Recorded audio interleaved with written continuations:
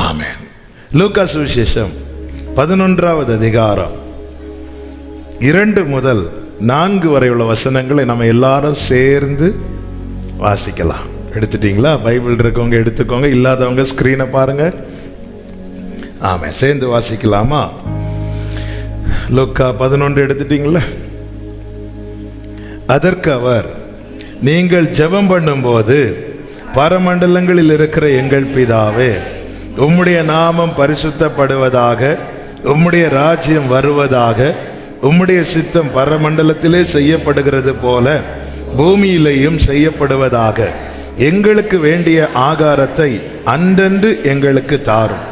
எங்கள் பாவங்களை எங்களுக்கு மன்னியும், நாங்களும் எங்களிடத்தில் கடன்பட்ட எவனுக்கும் மன்னிக்கிறோமே. எங்களை சோதனைக்கு உட்பட பண்ணாமல் தீமை நின்று எங்களை ரட்சித்துக் கொள்ளும் என்று சொல்லுங்கள் என்றார். ஹல்லேலூயா. நல்ல அருமையான பிரேயர்.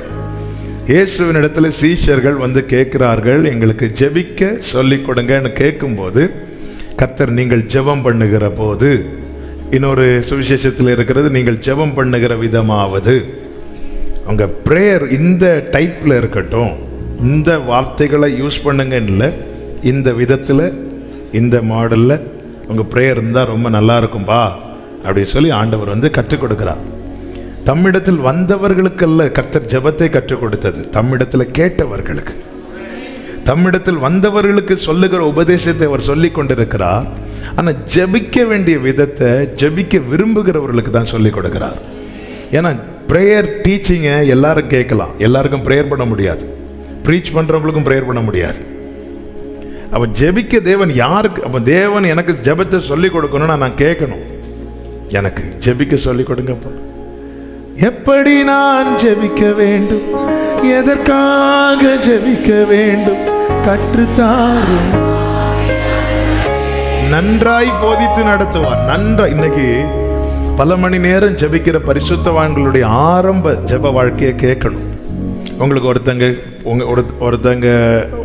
உங்க கூட ஒரு பழக்கம் இருக்குன்னு வச்சுக்கோங்களேன், அவங்களுடைய ப்ரேயர் லைஃப் உங்களுக்கு தெரியுது, இவங்க நல்லா ஜெபம் பண்ணுறாங்க. அப்போ அவர்களுடைய ஆரம்ப ப்ரேயர் லைஃப்பை கேட்டு பார்க்கணும். கேட்டு பார்த்தா நம்ம எந்த ஆரம்பத்தில் இருக்கிறோமோ அங்கதில் தான் இருப்பாங்க. இன்னும் சிலர் வந்து அதுக்கு கீழே இருப்பாங்க. சிலருக்கு எப்படி ஜெபிக்கணும், எங்கே தொடங்கணும், எங்கே முடிக்கணும்னே தெரியாது. சில தாயார் இல்லை, சில ஆவிக்குரிய தாயார்லாம் இருப்பாங்க. அவங்களை பார்த்தீங்கன்னா ஸ்கூலுக்கு கூட போயிருக்க மாட்டாங்க, எழுத படிக்க தெரியுமா கேட்ட தெரியாது. ஆனால் அவங்க ஜெபிக்க ஆரம்பித்த ஒரு அனல் இருக்கிறது நம்மளால் வந்து ஃபீல் பண்ண முடியும். ஆமென். இந்த ஜெபத்தில் இருக்கிற வல்லமை ஒரு தேவ பிள்ளைக்குள்ளே ஜெபிக்கணும். அதாவது பேசாமல் உறவில் நிலைத்திருக்க முடியாது. எந்த பேச்சும் இல்லாமல் உறவில் நிற்க முடியாது, நிலைத்திருக்க முடியாது.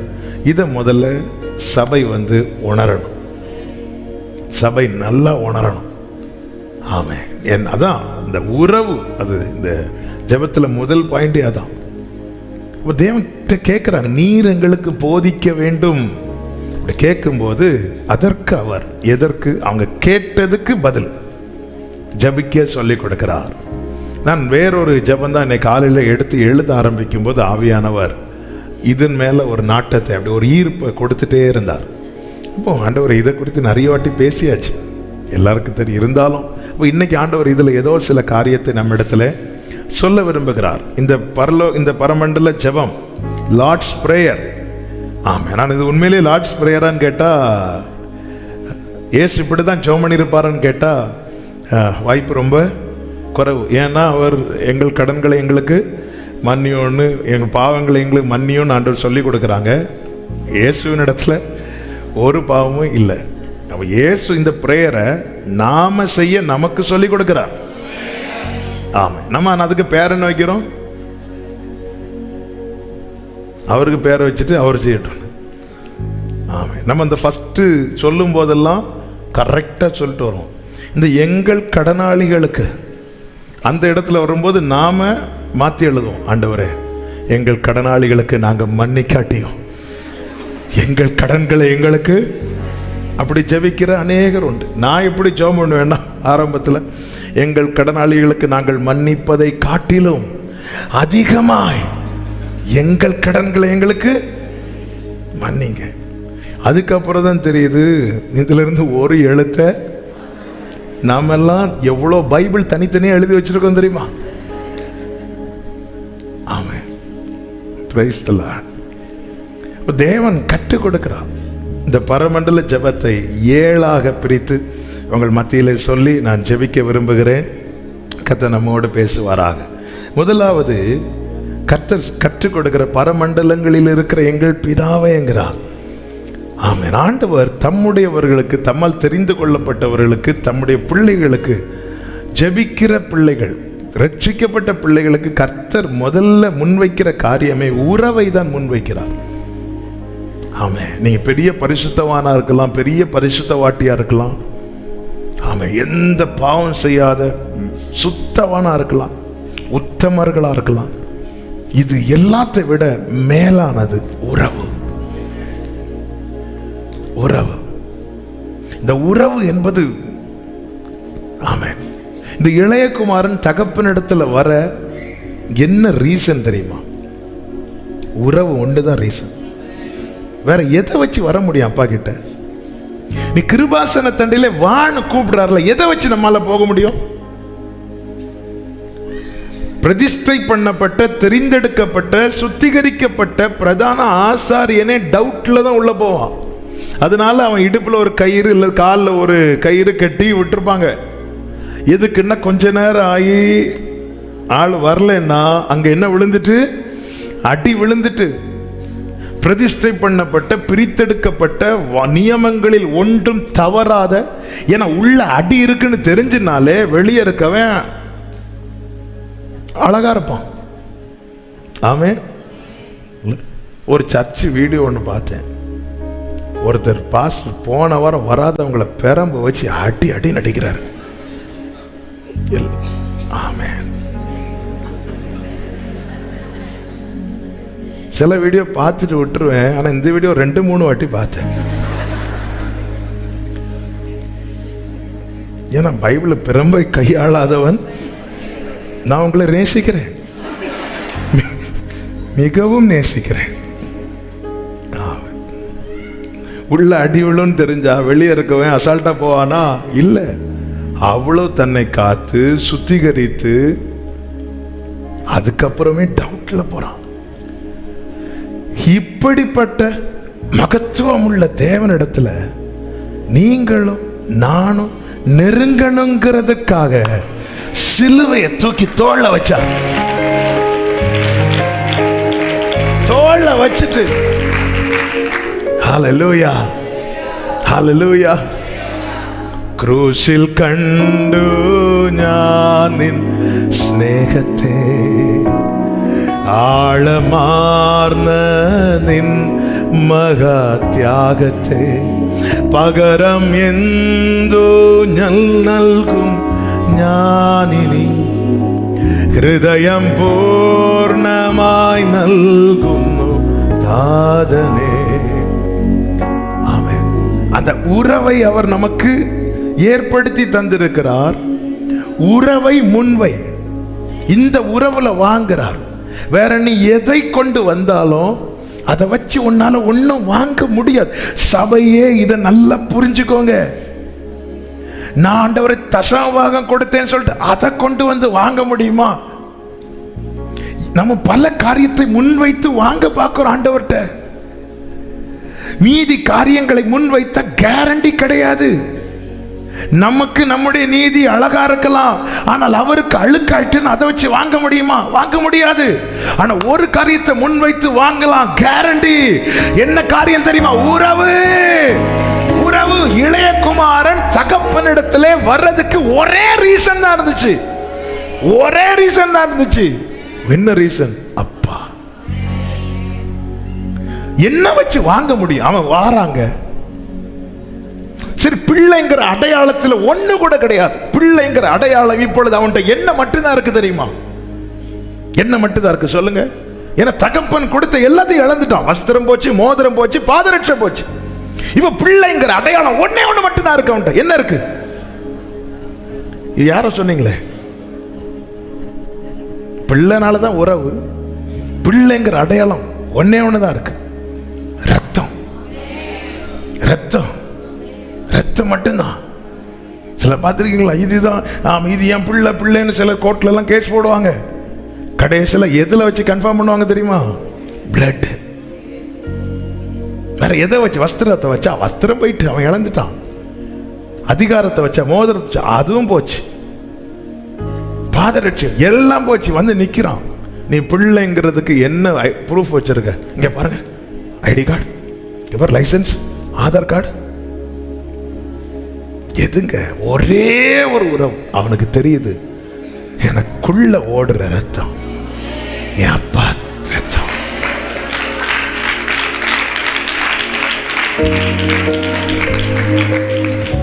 நீ உன் வெளியே இருக்கிற அழுக்கை பார்த்தால் உன்னால நெருங்க முடியாது. உள்ள ஓடுற ரத்தத்தை பார்த்தா ஒரு நம்பிக்கை இருக்கிறது. ஒரு நம்பிக்கை இருக்கு. நான் போலாம், நான் போலாம், நான் போலாம். அண்ணங்கிட்ட போகல, அண்ணங்கிட்ட போகல, வேலைக்காரங்க கிட்ட போகல. இப்போ அவன் வர்றதுக்கு தகப்பனிடத்துல மட்டும், அந்த வீட்டில் மட்டும் அவங்க அப்பா இல்லைன்னா அவங்க அண்ணன் கிட்ட போயிருக்கவே மாட்டான். ஏன்னா எல்லாத்தையும் இழந்துட்டான். உருக்குலைந்தவன், அடையாளத்தை தொலைத்தவன். ஒன்னே ஒண்ணு இருக்கு, அப்பா பிள்ளைங்கிற அந்த உறவு. ஆமென். உறவை முன்வைத்து ஜெபிக்கணும். அக்சால் உறவை முன்வைத்து அப்பா கிட்ட கேட்கிறான், இப்ப வறட்சியான நிலத்தை எனக்கு கொடுத்தீங்க, ஏன்னா ஏன் அப்பா, நான் கேட்கலாம். இது எனக்கு வர வேண்டியது, அப்படி கேட்க முடியாது. இது என்னுடைய அப்பா, அப்படி கேட்கலாம். ஹல்லேலூயா. ஜெபிக்கும் போது இந்த உறவை முன்வைக்கணும். ஆமென். உறவை முன்வைத்து பழகணும், உறவை முன்வைத்து பேசணும். அப்பா பிள்ளைக்கு எந்த கான்டாக்டும் இல்லைன்னு அந்த பிள்ளை வாய் திறந்த அப்பான்னு கூட சொல்ல வராது. நேற்று ஒரு சகோதரன், ஒரு தம்பி வந்தாப்புல. அந்த தம்பி ஹோலி ஸ்பிரிட் மீட்டிங் 2வது நாளாக ஏதோ அட்டன் பண்ணியிருக்கும்போது, அன்னைக்கு தான் ஆண்டவர் வந்து 2வது நாளா 3வது நாளா நொறுங்குண்டு 3வது நாளா அப்படி நொறுக்கி உள்ள வாசம் பண்ணுகிறான். செய்தி கேட்டுட்டு போகிறான். அவங்க அப்பாவுக்கு ஒரு சின்ன ஆக்சிடெண்ட் ஆகிட்டு, ஆக்சிடெண்ட்டில் இடுப்பு எலும்பு வந்து கொஞ்சம் டேமேஜ். ஆமாம். அவன் சொல்கிறான், ஃபஸ்ட் நான் 3 மாதமாக எங்கள் அப்பாட்ட பேசவே இல்லை. ஆனால் அன்னைக்கு எங்கள் அப்பா விழுந்தாங்களோ இல்லையோ என்ன நொறுக்கிட்டார். அதுக்கப்புறம் போயிருந்து அப்பான்னு கூப்பிட்டேன், அப்பாட்ட பேசினேன், எனக்கு சந்தோஷமா இருக்கு அப்படிங்கிறான். ஆமென். அப்பா இருக்கிறார், பிள்ளை இருக்கிறார், ஆனா இந்த 3 மாசமா எந்த கான்டாக்டும் இல்லை. ஒரு காரியத்தை தேவன் அனுமதித்து அந்த உறவை ஆண்டவர் புதுப்பிக்கிறார். இந்த உறவை புதுப்பிப்பதின் அடையாளம் தான் வஸ்திரம்லாம் ஆழ்ந்த வேலை வருங்க. முதல்ல தகப்பன் ஓடி போய் பிள்ளைய கட்டி பிடிக்கிறார். வஸ்திரம் கொடுத்துட்டு கட்டி பிடிக்க வேண்டியது தானே, பாதரட்சை கொடுத்துட்டு கட்டி பிடிக்க வேண்டியது தானே. ஃபர்ஸ்ட் உறவு, அப்புறம் தான் உதவி. ஆமே. அவன் வந்ததே இந்த வேலைக்காரங்க கூட்டத்தில் வச்சு எனக்கு சாப்பாடு போடுங்க, இதுக்கு தான் வந்தான். ஆனா முதல்ல உறவு. தேவ சமூகத்தில் வரும்போது முதல்ல அவர் எதை புதுப்பிப்பார் தெரியுமா? அந்த உறவு. இப்போ ஒரு கேள்வி உங்க மத்தியில் நான் கேட்கிறேன். நமக்கும் தேவனுக்கும் இடையே இருக்கிற உறவு எப்படி இருக்கிறது? ஆமென். இந்த கேள்விக்கு நமக்கு முதல்ல பதில் தெரியணும். இந்த கேள்விக்கு நம்மிடத்திலிருந்து சரியான பதில் வரலன்னா நம்முடைய முதல் ஃபோக்கஸே இந்த உறவுல தான் இருக்கணும். என்ன செய்யணும்? ஒன்னும் செய்யண்டா, அவரிடத்துல வா, அவர் செய்வார். அவர் தான் செய்கிறார். என்ன செய்கிறார்? ஓடி போய் கட்டி அணைத்து. அந்த வசனத்தை வாசிங்க, லூக்கா 15வது அதிகாரம் அதனுடைய 20வது வசனம். எழுந்து புறப்பட்டு தன் தகப்பனிடத்தில் வந்தான். அவன் தூரத்தில் வரும்போது அவனுடைய தகப்பன் அவனை கண்டு மனது உருகி ஓடி அவன் கழுத்தை கட்டிக்கொண்டு அவனை முத்தம் செய்தான். இவன் செய்தது ஒண்ணுதான், எழுந்து ரெடியாகி தகப்பனிடத்தில் வந்தான். தகப்பன் செய்தது, மீதி எல்லாமே தகப்பன் செய்ததுதான். ஆண்டவர் அதுக்கு தான் முதல்ல சொல்லுங்க, முதல்ல எனக்கு தேவை உறவு, அப்புறமா தான் உதவி. நம்ம எல்லாருமே அந்த உதவி வர ஒத்தாசை வர பார்த்துட்டு இருக்கோமே, உறவு வர பார்க்கிறோமா? உறவு, எனக்கு உறவாடணும். இனி நான் சாப்பாட்டுக்காக மட்டும் உங்ககிட்ட வரக்கூடாது, ஏதோ ஒரு நன்மைக்காக மட்டும் வரக்கூடாது, அப்பத்துக்காக மட்டும் வரக்கூடாது, சுகத்துக்காக மட்டும் வரக்கூடாது, அற்புதத்துக்காக மட்டும் வரக்கூடாது. எதுக்காக நான் எழுந்து புறப்பட்டு வருகிறேன் தெரியுமா? அப்பா, எனக்கு நீங்க வேணும். ஆமென். எனக்கு நீங்க வேணும். ஹல்லேலூயா. அந்த உறவை அவர் ஏற்படுத்தி தந்திருக்கிறார். உதவாத என்னில் நீர் உறவா. இதுதான் ஒரு தேவ பிள்ளை நஷ்டப்படக்கூடாத. நம்ம வாழ்க்கையில எல்லாம் இருந்து தேவனோடு உள்ள உறவு நஷ்டம் ஆயிட்டுன்னா, இருக்கிற அனைத்தை வைத்தும் நம்மளால ஒரு பிரயோஜனம் கிடையாது. நம்மளை வச்சு சிலர் வேணா வாழ்ந்துட்டு இருக்கலாம். ஒரு தேவப்புள்ள வாழ்க்கையில எனக்கு என் மனைவியோடு, என் பெற்றோரோடு, என் பிள்ளையோடு இருக்கிற உறவை விட அவரோடு இருக்கிற உறவு என்பது, இந்த உறவை, இந்த என் குடும்பத்தோடு நான் வைத்திருக்கிற உறவுல ஒரு ஏணி வைத்தா கூட அவரோடு இருக்கிற உறவு எட்டாத அளவுக்கு அது உயரத்தில் இருக்கணும். அப்பதான் ஒரு கிறிஸ்தவனுக்கு நிற்க முடியும். நான் சொல்றது எத்தனை பேருக்கு விளங்குதுன்னு தெரியல. எனக்கு ஆண்டவர் ஒரு குடும்பத்தை கொடுத்திருக்கிறார். குடும்பத்தின் மேல நான் வச்சிருக்கிற நேசம், அந்த உறவு, அதுல ஒரு ஏணி வச்சு அவரோடு இருக்கிற உறவு இதுக்கு நேரம் வச்சா கூட, அந்த ஏணி வச்சா கூட எட்டாத அளவுக்கு கம்பேர் பண்ணவே கூடாது. எனக்கு ஆண்டவரை பிடிக்கும், என் மனைவியை பிடிக்கும், என் பிள்ளை, அப்படி அல்ல. உங்களுக்கு யாரை பிடிக்கும்? இவங்களுக்கு பிடிக்கும். அப்போ அவரை பிடிக்காதா? இந்த லிஸ்ட்லயே அவரை வைக்க கூடாது. அவர் தான் எனக்கு எல்லாம், அவர் தான் எனக்கு எல்லாம். எனக்கு என் மனைவியை பிடிக்கும், எனக்கு என் பிள்ளையை பிடிக்கும், எனக்கு என் பெற்றோரை பிடிக்கும், எனக்கு என் சகோதரர்களை பிடிக்கும். அவரை குறித்து சொல்லணும்னா எனக்கு என்னை விட அவரை தான் பிடிக்கும். ஆமா, தன் சொந்த மாம்சத்தை பகைத்தவன் ஒருவரும் இல்லையே. ஆமென், ஆமென். ஒரு வாட்டி எனக்கு கொஞ்சம் கை வலின்னு சொல்லிட்டு லாஸ்ட் இயர், இப்போ ஜஸ்டின் அவன் தான் வந்து கைக்கு வந்து ஒத்தட வைக்கிறான். திடீர்னு தண்ணி நல்லா சூடாக எடுத்து ஒத்தட வச்சுட்டான். அப்படி சொல்லி சத்தம் போட்டேன். என்னடா அவனுக்கு கையில் வைக்கிறான். அண்ணே ஒன்றும் இல்லை அண்ணே, இங்கே கூட நான் வைக்கிறேன்னு சொல்லிட்டு நான் எடுத்து வச்சேன். அவன் ஆண் கத்துனான். அவன் கையில் எப்படி வைப்பான்னு கூட நான் வைக்கிறேன். அப்படிதான் நம்ம சிலர் அடிப்போம். இதெல்லாம் வலிக்குது, அங்கே பாரு. ஆமென். வாழவே பிடிக்கலன்னு சொல்லிட்டு வீட்டில் இன்னும் ஒன்றும் ஆகலையா கேட்குறோமா? ஆமென். தன் சொந்த மாம்சத்தை பகைத்தவன் ஒருவரும் இல்லையே. ஃபாஸ்டிங் இருக்குன்னு இருப்போம், பக்கத்தில் ஒருத்தங்க சாப்பிட்டுட்டு வந்து உக்காந்துருப்பாங்க.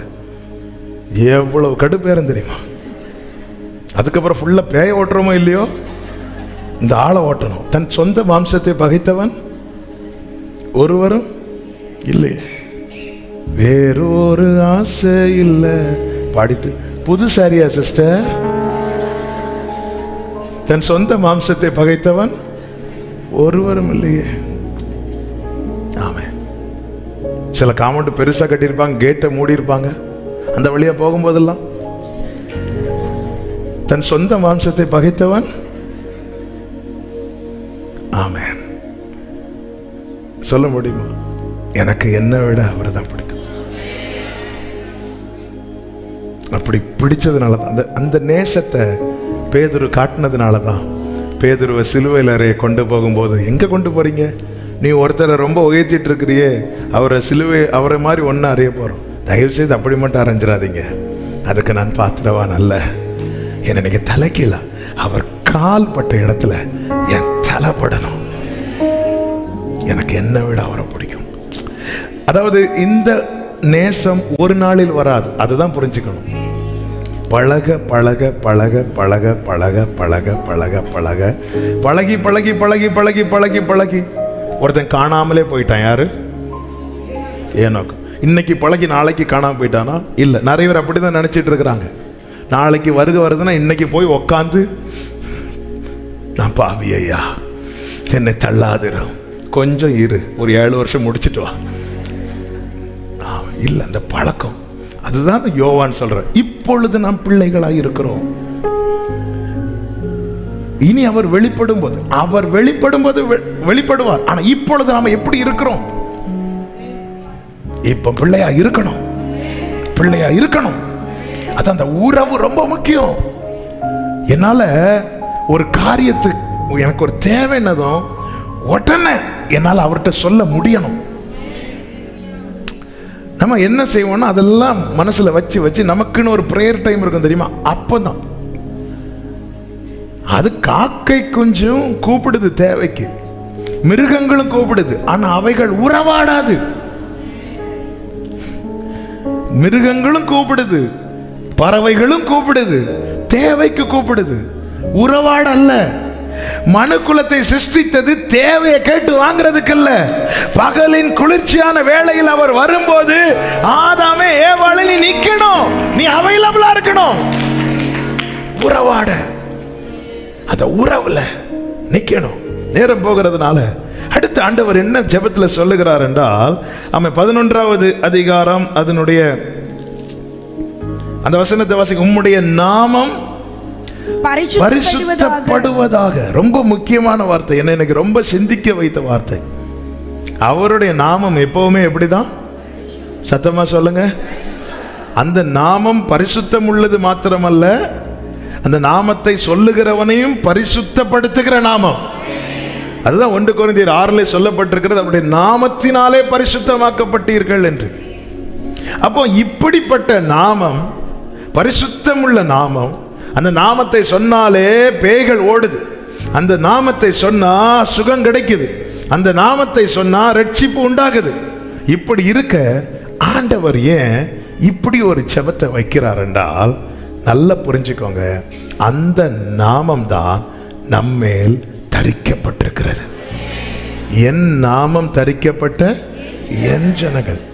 அப்போ என் மேல் அந்த நாமம் தரிக்கப்பட்டிருக்கிறது. என் நிமித்தம் உம்முடைய நாமம் பரிசுத்த குலைச்சல் ஆகக்கூடாது. என் நிமித்தம். அப்பா நல்ல அப்பாவா இருப்பார், ஆனா பையன் சேட்டை பண்ணிட்டானா அந்த அப்பாவை கூப்பிட்டு விடும்போது அந்த பையன் நிமித்தமாய் அப்பா ஃபர்ஸ்ட் ரேங்க் வாங்குறவரா இருப்பார், ஒரு தப்பும் செய்யாதவரா இருப்பார், எல்லாத்துலயும் பெர்ஃபெக்ட். அவரை குறித்து ஊர்ல நல்ல பேர், வீட்டில் நல்ல பேர், எல்லாம் நல்ல பேர். ஆனா பையன் ஸ்கூல்ல ஒரு தப்பு பண்ணிட்டான் அப்படின்னா பேரண்ட்டை கூப்பிட்டு விட சொல்லும் போது அவர் எவ்வளவு நல்ல அப்பாவா இருந்தாலும் அந்த பையன் நிமித்தமாய் அந்த தகப்பன் எப்படிதான் நின்றாக வேண்டும்? தலை குனிந்து தான் நின்றாக வேண்டும். உம்முடைய நாமம் பரிசுத்தப்படுவதாக. லேவியராகமம் 22:32 ஆண்டவர் தெளிவாய் பிரமாணமாய் இதை எழுதி கொடுக்கிறார். 22:32 வாசிங்க. என் பரிசுத்த நாமத்தை பரிசுத்த குலைச்சலாக்காதிருப்பீராக. நான் இஸ்ரவேல் புத்திரர் நடுவே பரிசுத்தர் என்று மதிக்கப்படுவேன். நல்ல கவனிங்க, நான் உங்களை பரிசுத்தமாக்குகிற கர்த்தர். நீ அவருடைய நாமத்தை பரிசுத்த குலைச்சலாக்காதிருந்தால் உன் ஜனத்தின் நடுவே நான் பரிசுத்தர் என்று மதிக்கப்படுவேன். ஹல்லேலூயா. சபையே இந்த வார்த்தை கவனம். ஏன் இந்த ஜெபம் எவ்வளவு முக்கியம் தெரியுமா? என் நிமித்தம் அவருடைய நாமம் பரிசுத்த குலைச்சலாகாமல் இருந்தால், என் நிமித்தம் அவர் பரிசுத்தர் என்று ஜனத்தின் நடுவே மதிக்கப்படுவாராம். நம்மை ஆலயமாய் தெரிந்தெடுத்து அவருடைய நாமத்தை நம்மில், என் நாமம் தரிக்கப்பட்ட என் ஜனங்கள், என் நாமம் தரிக்கப்பட்ட என் ஜனங்கள் முத்திரை போட்டிருக்கிறார். பரிசுத்த குலைச்சலாக்காதபடி எச்சரிக்கையா இருக்கணும், கவனமா இருக்கணும். நம்ம என்ன நினைச்சிட்டு இருக்கோம்? நம்மை தேவன் ஆலயமாய் தெரிந்தெடுத்திருக்கிறார். நாம் தான் அவருடைய ஆலயம். தீட்டானது இந்த ஆலயத்துக்குள் இருந்தால் மேல என்ன பெயர் வைக்கப்பட்டிருக்கிறது? அவருடைய நாமம் தான். நம்மளை எப்படிங்க சொல்றாங்க? கிறிஸ்டியன் தானங்க சொல்றாங்க, கிறிஸ்தவன் சொல்றாங்க. கிறிஸ்து அவன், கிறிஸ்தவன், அவரை வச்சுதானங்க நாம் அறியப்படுறோம். ஒரு பேர் வரும்போது கிறிஸ்தவர்கள், இவங்கெல்லாம் கிறிஸ்டியன்ஸ் சொல்றாங்கல்ல. அவருடைய நாமம் ஒரு தப்பு செய்து, ஒரு பாவம் செய்து அந்த இடத்துல நம்ம எப்படி அடையாளப்படுத்துவாங்க? ஒரு ஊழியக்காரர் ஒரு தப்பு செஞ்ச எப்படி அடையாளப்படுத்துறாங்க?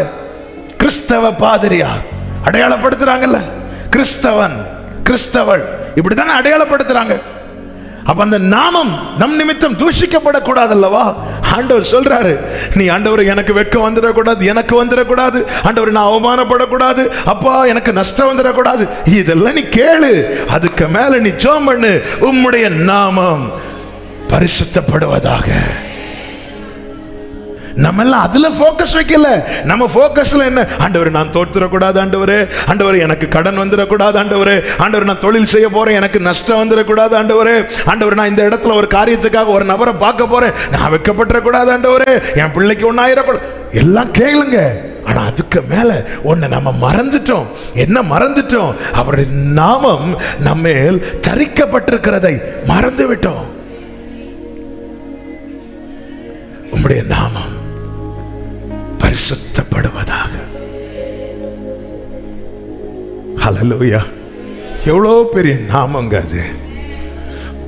முழு உலகத்தையே ரட்சிக்கும்படிக்கு கொடுக்கப்பட்ட ஒரே நாமம். அந்த நாமத்தை இந்த ஒருவன் மேல அவர் எழுதி வைத்திருக்கிறார் என்றால் அதை நாம பரிசுத்த குலைச்சலாக்கலாமோ? எசேக்கியேல் 36வது அதிகாரம் 23வது வசனத்தில் இப்படி சொல்லப்பட்டிருக்கிறது. புறஜாதிகளின் நடுவே நீங்கள் பரிசுத்த மைக் ஆன் பண்ணீங்களா? புறஜாதிகளின் நடுவே நீங்கள் பரிசுத்த குலைச்சல் ஆக்கினதும் அவர்களுக்குள் உங்களால் பரிசுத்த குலைச்சல் ஆக்கப்பட்டதுமான என் மகத்தான நாமத்தை 36:23 நீங்க வாசிங்க. நீ கரெக்ட் தான். மகத்தான நாமத்தை நான் பரிசுத்தம் பண்ணுவேன். அப்பொழுது என் மகத்தான நாமத்தை நீங்கள் புறஜாதிகளின் நடுவே பரிசுத்த குலைச்சல் ஆக்கிட்டீங்க. உங்களால் பரிசுத்த குலைச்சல் ஆக்கப்பட்ட என் நாமம். புறஜாதிகளால் சொல்லல ஆண்டவர். யார் மேல தரிக்கப்பட்டிருக்கிறதோ அவங்க தான் உத்தரவாதி. ஆமென். ஒரு காரியத்தை செய்ய நம்ம ஒருத்தங்க கையில பொறுப்பை கொடுக்கிறோம். அந்த காரியம் முழுவதும் பாழாக்கப்படுகிறது. நாம என்ன ரீசன் சொன்னாலும் அது ஏற்றுக்கொள்ளப்படாது. யார் கையில கொடுக்கப்பட்டது அவங்க தானே உத்தரவாதம் எடுக்கணும். அவங்க தானே அந்த உத்தரவாதம் எடுக்கக்கூடியவர்கள். ஆண்டவர் அவங்க இப்படி பண்ணிட்டாங்க, இவங்க இப்படி பண்ணிட்டாங்க. என் நாமம் யார் மேல் தரிக்கப்பட்டிருக்கிறது? உன் மேல தரிக்கப்பட்டிருக்கிறது. மகத்தான நாமம், பரிசுத்தமுள்ள நாமம், இயேசுவின் நாமமே மேலான நாமமே, வல்லமையின் நாமமே, மகிமையின். மறக்க கூடாது சபையே. எந்த ஒரு காரியம், ஏன் நமக்கு சண்டை போட தெரியாதா? ஏன் அவங்க 4 வார்த்தை பேசும்போது 40 வார்த்தை பேச தெரியாதா? ஆமென்.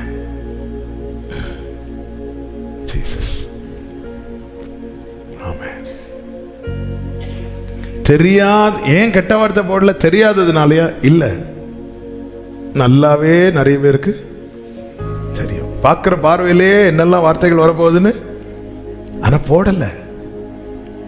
ஆமென். உலகம் நம்மளை தாங்க உற்று பார்க்கும். ஆமென். ஒரு கோடீஸ்வரன் நடந்து போறான், ஒரு பணமே இல்லாத ஒரு கிறிஸ்தவன் போகிறான்னு வைங்களேன், 2 பேருக்கும் வாக்குவாதம் வருது. உலகம் கிறிஸ்தவனை தான் விட்டு பார்க்கும். அதுவும் ஒயிட்டு போட்டு பைபிள் எடுத்துட்டோம். ஆமாம். எல்லாருடைய ஃபோக்கஸ் அவன் மேலே தான் இருக்கும். இவன் எப்படி ரியாக்ட் பண்ணுறான்? இவங்க எப்படி ரியாக்ட் பண்றாங்க? ஆண்டவர் சொல்லி உம்முடைய நாமம் பரிசுத்தப்படுவதாக. அவருடைய நாமத்துக்கு என்ன குறை? அது பரிசுத்தம், அது பரிசுத்தம் தான். ஆனா அது உன் மேல எழுதிட்டாரு பாத்தியா? உன் நிமித்தம், என் நிமித்தம். ஹல்லேலூயா. ஒவ்வொருவரும் டெய்லி, ஆண்டவரே நான் இந்த காரியத்துக்காக இங்க போறேன், உம்முடைய நாமம் பரிசுத்தப்படுவதாக. ஆமென். ஒவ்வொரு சிச்சுவேஷன்ல இந்த ஒவ்வொரு ஜெபம் அவசியமாயிருக்கிறது. இந்த ஜெபம், ஆண்டவர் இந்த காரியத்துக்காக போறேன்பா, உங்களை நம்பி நான் இந்த காரியத்தை செய்றேன், உம்முடைய நாமம் பரிசுத்தப்படுவதாக. பரிசுத்த குலைச்சல் ஆகாதபடி. அப்போ இது ஆண்டவர் என்ன சொல்றாருன்னா, இதுக்காக நீ ஜெபிக்கணுங்கிறார். அதெல்லாம் பார்த்துக்கலாம் பண்ணிப்போ, அப்படி இல்லை. இது உன்னுடைய பிரேயர்ல முக்கியமா இருக்கணும். என் நிமித்தம். அதனாலதான் தாவீது ஜெபம் பண்றார், உமக்கு காத்திருக்கிறவர்கள் என் நிமித்தம் வெட்கப்பட்டு போகாதபடிக்கு செய்யும். உம்மை தேடுகிறவர்கள் என் நிமித்தம் நாணமடையாதபடி செய்வேன். ஆண்டவர், நான் ஒரு தப்பு பண்ணது நிமித்தம். அதனாலதான் தாவீது ஜெபம் பண்றார். தாவீது பண்ண ஒரு தப்புனால தேசத்துல கொள்ளை நோய் என்றதும் தாவீது சொல்ற, ஆண்டவரே நான் தானே தப்பு பண்ண, ஆண்டவரே என்ன தண்டிங்க, என் குடும்பத்தை வேணா தண்டிங்க, ஜனங்களை விட்டுருங்க, என் நிமித்தமாய் ஒரு பாதிப்பு ஒவ்வொருவருக்குள்ள இது இருக்கணும். என் நிமித்தமாய் உம்முடைய நாமம். அப்போ இந்த ஜெபம் எவ்வளவு அவசியம். ஒரு தேவ பிள்ளை ஜெபிக்கும் போது கர்த்தர் பரிசுத்த குலைச்சல் ஆக்கும்படியான கிரியைகளை என்ன செய்கிறாராம்? சுட்டரிக்கிறார். சுட்டரிக்கிறார். அது சுட்டரிக்கப்பட்ட பிறகு அது நிமித்தம் இனி இந்த நாம பரிசுத்த குலைச்சல். அதனாலதான் சுத்தமான ஜலத்தை தெளிக்கிறார், கல்லான இருதயத்தை எடுத்து சதையான இருதயத்தை வைக்கிறார் என்றல்ல. ஆமென். எசேக்கியேல் 36 நாம் அதுக்கு கீழே படிக்க முடிகிறது. எசேக்கியேல் 39வது அதிகாரம் அதனுடைய 6வது வசனம் 7வது வசனத்தை வாசிங்க. 6-7 வசனங்கள். நான் மாகோகிடத்திலும் தீவுகளில் நிர்விசாரமாய் குடியிருக்கிறவர்களிடத்தில் அக்கினி நான் ஆவிக்குரிய கண்ணோட்டத்தோடு இதை சொல்ல விரும்புகிறேன். நிர்விசாரம், அதுல தேவன் அக்கினி அனுப்புகிறார். அந்த அக்கினியே என்ன செய்யுதுதான்? சுட்டரிக்குது. இதனால் கர்த்தர் என்று அறிந்து கொள்வார்கள். 7வது வசனத்தை வாசிங்க. இவ்விதமாய் நான் என் ஜனமாகி இஸ்ரவேலின் நடுவில் என் பரிசுத்த நாமத்தை தெரிவிப்பேன். என் பரிசுத்த நாமத்தை இனி பரிசுத்த குலைச்சலாக்க ஒட்டேன். அதனால் நான் இஸ்ரவேலில் பரிசுத்தராகிய கர்த்தர் என்று புறஜாதிகள் அறிந்து கொள்வார்கள். அப்ப இந்த நிர்விசாரம் என்பது ரொம்ப ஆபத்தான ஒன்று. நிர்விசாரம் ஒவ்வொரு தேவ பிள்ளையின் வாழ்க்கையிலும் சுட்டரிக்கப்படாமல் இருந்தால் அவர்கள் நிமித்தம் அவருடைய நாமம் பரிசுத்த குலைச்சலாக்கப்படுகிறது. நிறைய காரியத்தை நிர்விசாரமா விட்டுரும். இதெல்லாம் வேண்டாம், இதெல்லாம் வேண்டாம். நன்மை செய்கிறவராய் இயேசு கிறிஸ்து ஒருபுறம் சுற்றுகிறார், எவனை விழுங்கலாம் என்று வகை தேடி பிசாசானவன் சுற்றி தெரிகிறான். நிர்விசாரமா பேதுருட்ட சொல்றாரே, பிசாசானவன் சோதிக்க பெர்மிஷன் கேட்டுட்டான், நீ சோதனைக்கு உட்படாதபடி விழித்திருந்து ஜெபம் பண்ணு. காலையில இருந்தே இருக்கிறோம், இன்னைக்கு ஜெபம் பண்ண நான் கடல்லே நின்னாச்சு. ஆண்டவரே, நிர்விசாரம். ஆண்டவர் உணர்த்துகிற காரியத்தை, ஆண்டவர் எச்சரிக்கிற காரியத்தை ஒரு தேவ பிள்ளை நிர்விசாரமா எடுக்கக்கூடாது. தன் வாழ்க்கை குறித்து, தன் ஓட்டத்தை குறித்து கவனமா இருக்க வேண்டும். நிர்விசாரமா இருக்கக்கூடாது. யோசுவாவுக்கானாலும் இதுதான், யாருக்கானாலும். எரிகோ எவ்வளவு பெரிய கோட்டை, அதையே பிடிச்சிட்டாங்க. அடுத்து ஆயி என்னும் ஒரு பட்டணத்துக்கு போறாங்க. யோசுவா கொஞ்சம் நிர்விசாரமா இருந்துட்டார். ஏன்னா கம்பேர் பண்ணி பார்க்கிறார், ரொம்ப சின்னது, ரொம்ப சின்னது. எவ்வளவு பெரிய காரியங்களை துணிந்து எதிர்கொண்ட இந்த உலகம்தான் கண்ணுக்கு தெரியாத ஒரு வைரஸுக்கு பயந்து அடைத்து கொண்டிருந்தது. எதையும் சாதாரணமா எடை போடாதே. கர்த்தர் ஒரு காரியத்தை உணர்த்துகிறார் என்றால், எச்சரிக்கிறார் என்றால், அதை குறித்து நிர்விசாரமாய் இராதே. நிர்விசாரமாய் இருக்கிற நிமித்தமாய் அவருடைய நாமம் பரிசுத்த குலைச்சலாக்கப்படுகிறதா. இந்த நிர்விசாரத்தின் விளைவுகள் என்ன பாருங்கள். எசேக்கியேல் 38:12 வாசிங்க. எசேக்கியேல் 38:12. நான் கொள்ளையிடவும் சூறையாடவும் மதில்களில் இல்லாமல் கிடக்கிற கிராமங்கள் உள்ள தேசத்துக்கு விரோதமாய் போவேன். நிர்விசாரமாய் சுகத்தோட குடியிருக்கிறவர்கள் மேல் வருவேன். அவர்கள் எல்லாரும் மதில்கள் இல்லாமல் குடியிருக்கிறார்கள். அவர்களுக்கு தாழ்பாளும் இல்லை, கதவுகளும் இல்லை. நம்ம கவனிக்க விட்டுட்டோம், பிரச்சனை இல்லை, ஆனா சுகமா இருக்கிறோம். ஆனா எது ஒரு தேவ பிள்ளைக்கு சுகம் தெரியுமா?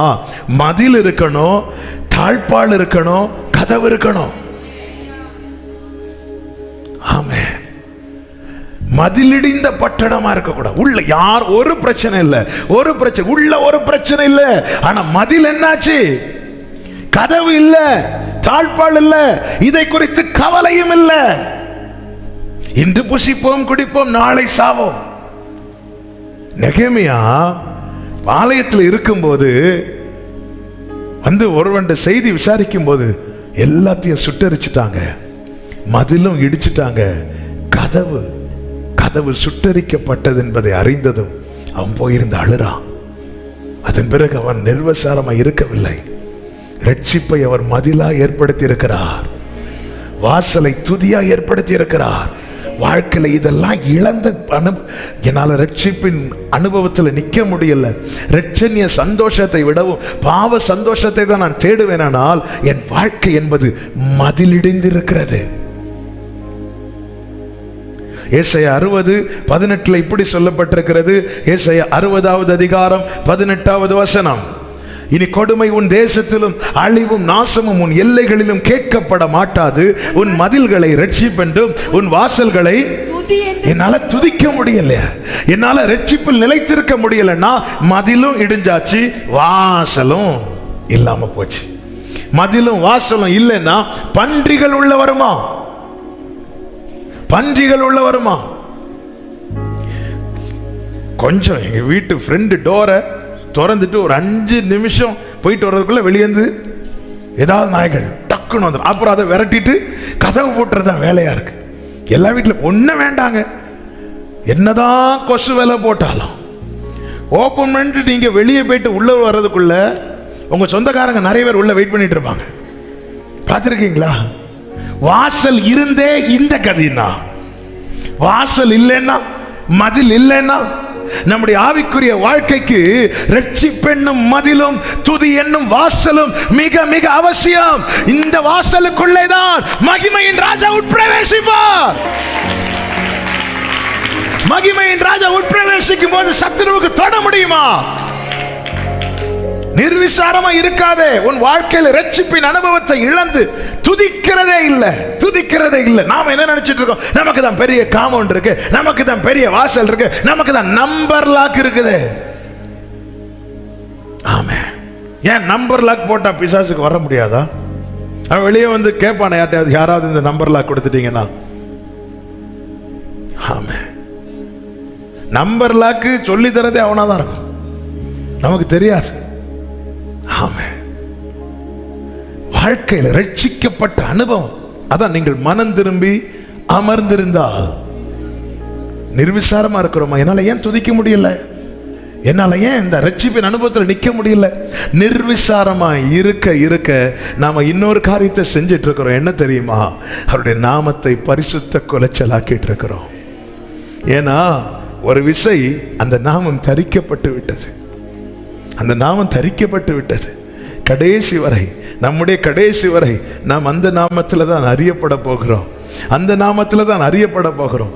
நம் நிமித்தம் நித்தம் இடைவிடாமல் அவருடைய நாமம் தூஷிக்கப்பட வேண்டுமா? ஹல்லேலூயா. என் வாழ்க்கையில் அவங்க ஒரு இடத்தை பார்த்து அந்த இடத்துல இடிந்து கிடக்குதுன்னா, வாசல் எல்லாம் விழுந்து கிடக்குது, காம்பவுண்டு இடிந்து கிடக்குதுன்னா, அந்த இடத்தை பார்த்து பரிதாபம் பண்றவங்க 5 பேர் இருப்பாங்கன்னா பரியாசம் பண்றவங்க 50 பேர் இருப்பாங்க. இதை மறந்துடாதீங்க. பரிதாபப்படுறவங்க உங்ககிட்ட வந்து பரிதாபப்படுவாங்க, பரியாசம் பண்றவங்க அவங்களுக்குள்ள பரியாசம் பண்ணிட்டு இருப்பாங்க. ஆமென். என் வாழ்க்கையில ரட்சிப்பு என்னும் மதில் இடியக்கூடாது, துதி என்னும் வாசல் விழக்கூடாது. அது இல்லைன்னு தெரிஞ்சுட்டா அலட்டாய்க்கும். அது இல்லைன்னு தெரிஞ்சதுனால தான் தாவீது 51 சங்கீதம் பாடுறான். ரட்சணியத்தின் சந்தோஷத்தை, இதை குறித்த இதை குறித்த ஜாக்கிரதையும் உணர்வும் இல்லாதவர்கள் தான் நிர்விசாரிகள். வேதம் காண்பிக்கிற நிர்விசாரமா இருக்கு. ஆண்டவர் சொல்றாங்க, நான் உங்களுக்கு விரோதமா தான் வருவேன். ஹல்லேலூயா, ஹல்லேலூயா. உம்முடைய நாமம் பரிசுத்தப்படுவதாக. ஒவ்வொரு காரியத்துக்கு போறோம், எல்லாரும் பேசுறது மாதிரி நமக்கு. அதனாலதான் பவுல் சொல்றார், எல்லாவற்றையும் அனுபவிக்க எனக்கு அதிகாரம் உண்டு.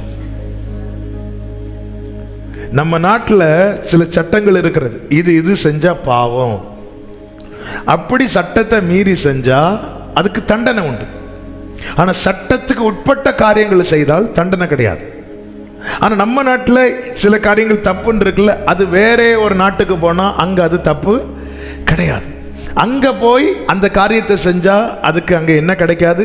தண்டனை கிடைக்காது. இதுதான் பவுல் சொல்றாரு, நீங்க செய்யற நிறைய காரியங்கள், அன்னைக்கு இருந்த கவர்மெண்ட், அன்னைக்கு இருந்த ரோம கவர்மெண்ட் நிறைய காரியத்துக்கு அப்ரூவ் பண்ணிட்டாங்க. இது தப்பு கிடையாது, இது தப்பு கிடையாது, இது தப்பு கிடையாது. அதனால நான் அனுபவிக்கலாம், எனக்கு இங்க தண்டனை கிடைக்காது. ஆனால் இது எனக்கு தகுதியாயிராது. ஏன்னா நான் கிரயத்துக்கு கொல்லப்பட்டிருக்கிறேன். அரசாங்க சட்டப்படி அது தப்பு இல்லாம இருக்கலாம், ஆனா பரலோக சட்டப்படி அது தப்பா இருக்குமானால் அது எனக்கு தகுதி கிடையாது. இப்படிதான் பவுல் அநேக காரியங்களை ஒதுக்கி வைத்தார். இதெல்லாம் இங்க தப்பு கிடையாது, இங்க தப்பு கிடையாது, இங்க தப்பு கிடையாது தான். இப்போ அநேக நாடுகள்ல ஆணோ திருமணம், நம்ம நாட்டில் இந்த சட்டம் பாஸ் பண்ணிட்டாங்க நினைக்கிறேன்ல. நாம ரெஜிஸ்டரும் பண்ணலாம். இங்க தப்பு கிடையாது பண்ண முடியுமா? பைபிள் மாறாது. அதை என்கரேஜ் பண்ண முடியுமா? பைபிள்ல ஒரு காரியம் தப்புன்னு வந்துட்டுனா அதை ஒரு தேவ பிள்ளை என்கரேஜ் பண்ணவே கூடாது, காம்ப்ரமைஸ் பண்ணவே கூடாது. இதுக்காக நீங்க ஜெபம் பண்ணுங்க கேட்டா எப்படி ஜெபம் பண்ணுவோம்? ஆமென்.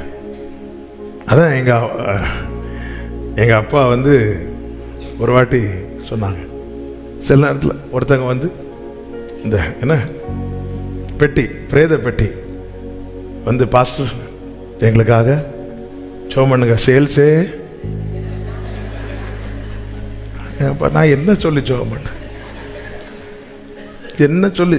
நாங்கள் சந்திக்கிற சில சவால்கள் இருக்கு தெரியுமா? என்ன சொல்லி ஜெபம் பண்ணுவோம்? ஆண்டவரே ஒன்று கூட மீதி இல்லாம அப்படியே ஜெபம் பண்ண முடியும்? நம்ம சுவிசேஷ டீம் அனுப்பி ஹாஸ்பிட்டலில் இருக்கிறவங்கலாம் ஜெபம் பண்ணி எழுப்பி விடுறதுக்கு அனுப்புகிறோம். இங்கே ப்ரேயர் ரிக்வஸ்ட் வந்திருக்கு, கடை மூவே ஆகும். என்ன கடை? பெட்டி கடை. என்ன பெட்டி? நீளமாக இருக்கும் எப்படி? ஆமாம். என்ன சொல்லி ஜெபம் பண்ண? கர்த்தர் அவர்களை ஆசீர்வதிக்கட்டும். ஆமாம். சில ஜெப குறிப்புகள்லாம் வரும் பாருங்க. சில வாரத்துக்கு முன்னாடி ஒருத்தர் ஃபோன் பண்ணார் எனக்கு. ஃபோன் பண்ணி, பாஸ்டர் நான் சினிமாவில் நடிக்கிறதுக்காக சென்னை வந்திருக்கிறேன், எனக்காக ஜெபம் பண்ணுங்க. நான் சொன்னேன், இப்போ நான் சரி பிரதர் நான் ஜெபம் பண்ணிக்கிறேன், நீங்கள் வைங்க, நான் புறவு. இல்லை எனக்கு ஃபோனில் ஜெபம் பண்ணுங்க. இல்லை பிரதர், நான் வந்து இப்போ தான் மீட்டிங் முடிச்சு வந்தேன், அதனால் அவங்க அறியாமையில் கூட்டுருவாங்க, அவரை வந்து நோஸ் கட் பண்ணக்கூடாதுன்னு சொல்லிட்டு அது நான் புற ஜெபம் பண்ணி. இல்லை பாஸ்டர், எனக்கு அட்லீஸ்ட் 2 நிமிஷமாவது நல்ல வாய்ப்பு கிடைக்க ஜெபம் பண்ணுங்க. பிரதர் எனக்கு கொஞ்சம் இடிக்குது பிரதர் அப்படி சொன்னது அவர். பாஸ்டர் நான் உங்களை டெஸ்ட் பண்ண தான் கூப்பிட்டேன். ஏசப்பா,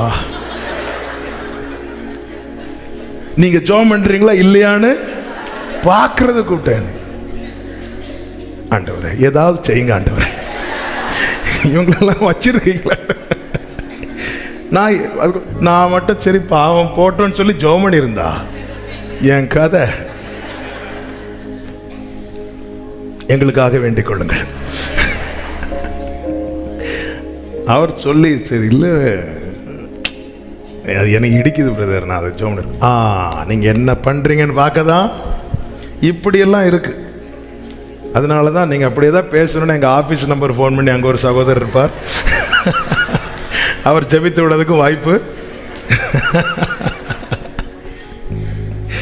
கர்த்தர் நல்லவர். ஆமாம். உணர்வுள்ளவர்களா நம்ம வாழ்க்கையில் ரட்சிப்பின் அனுபவத்தில் நிற்க முடியுதா? இன்னைக்கு காலையில் எங்கள் அப்பாவுடைய ஒரு பழைய சர்மன் கேட்டுட்டு இருந்தேன். அப்போ எங்கள் அப்பா சொன்னாங்க, எங்கள் அப்பாவுக்கு ஃபஸ்ட்டாக கொடுக்கப்பட்ட பைபிளை வச்சிருக்கிறாங்க.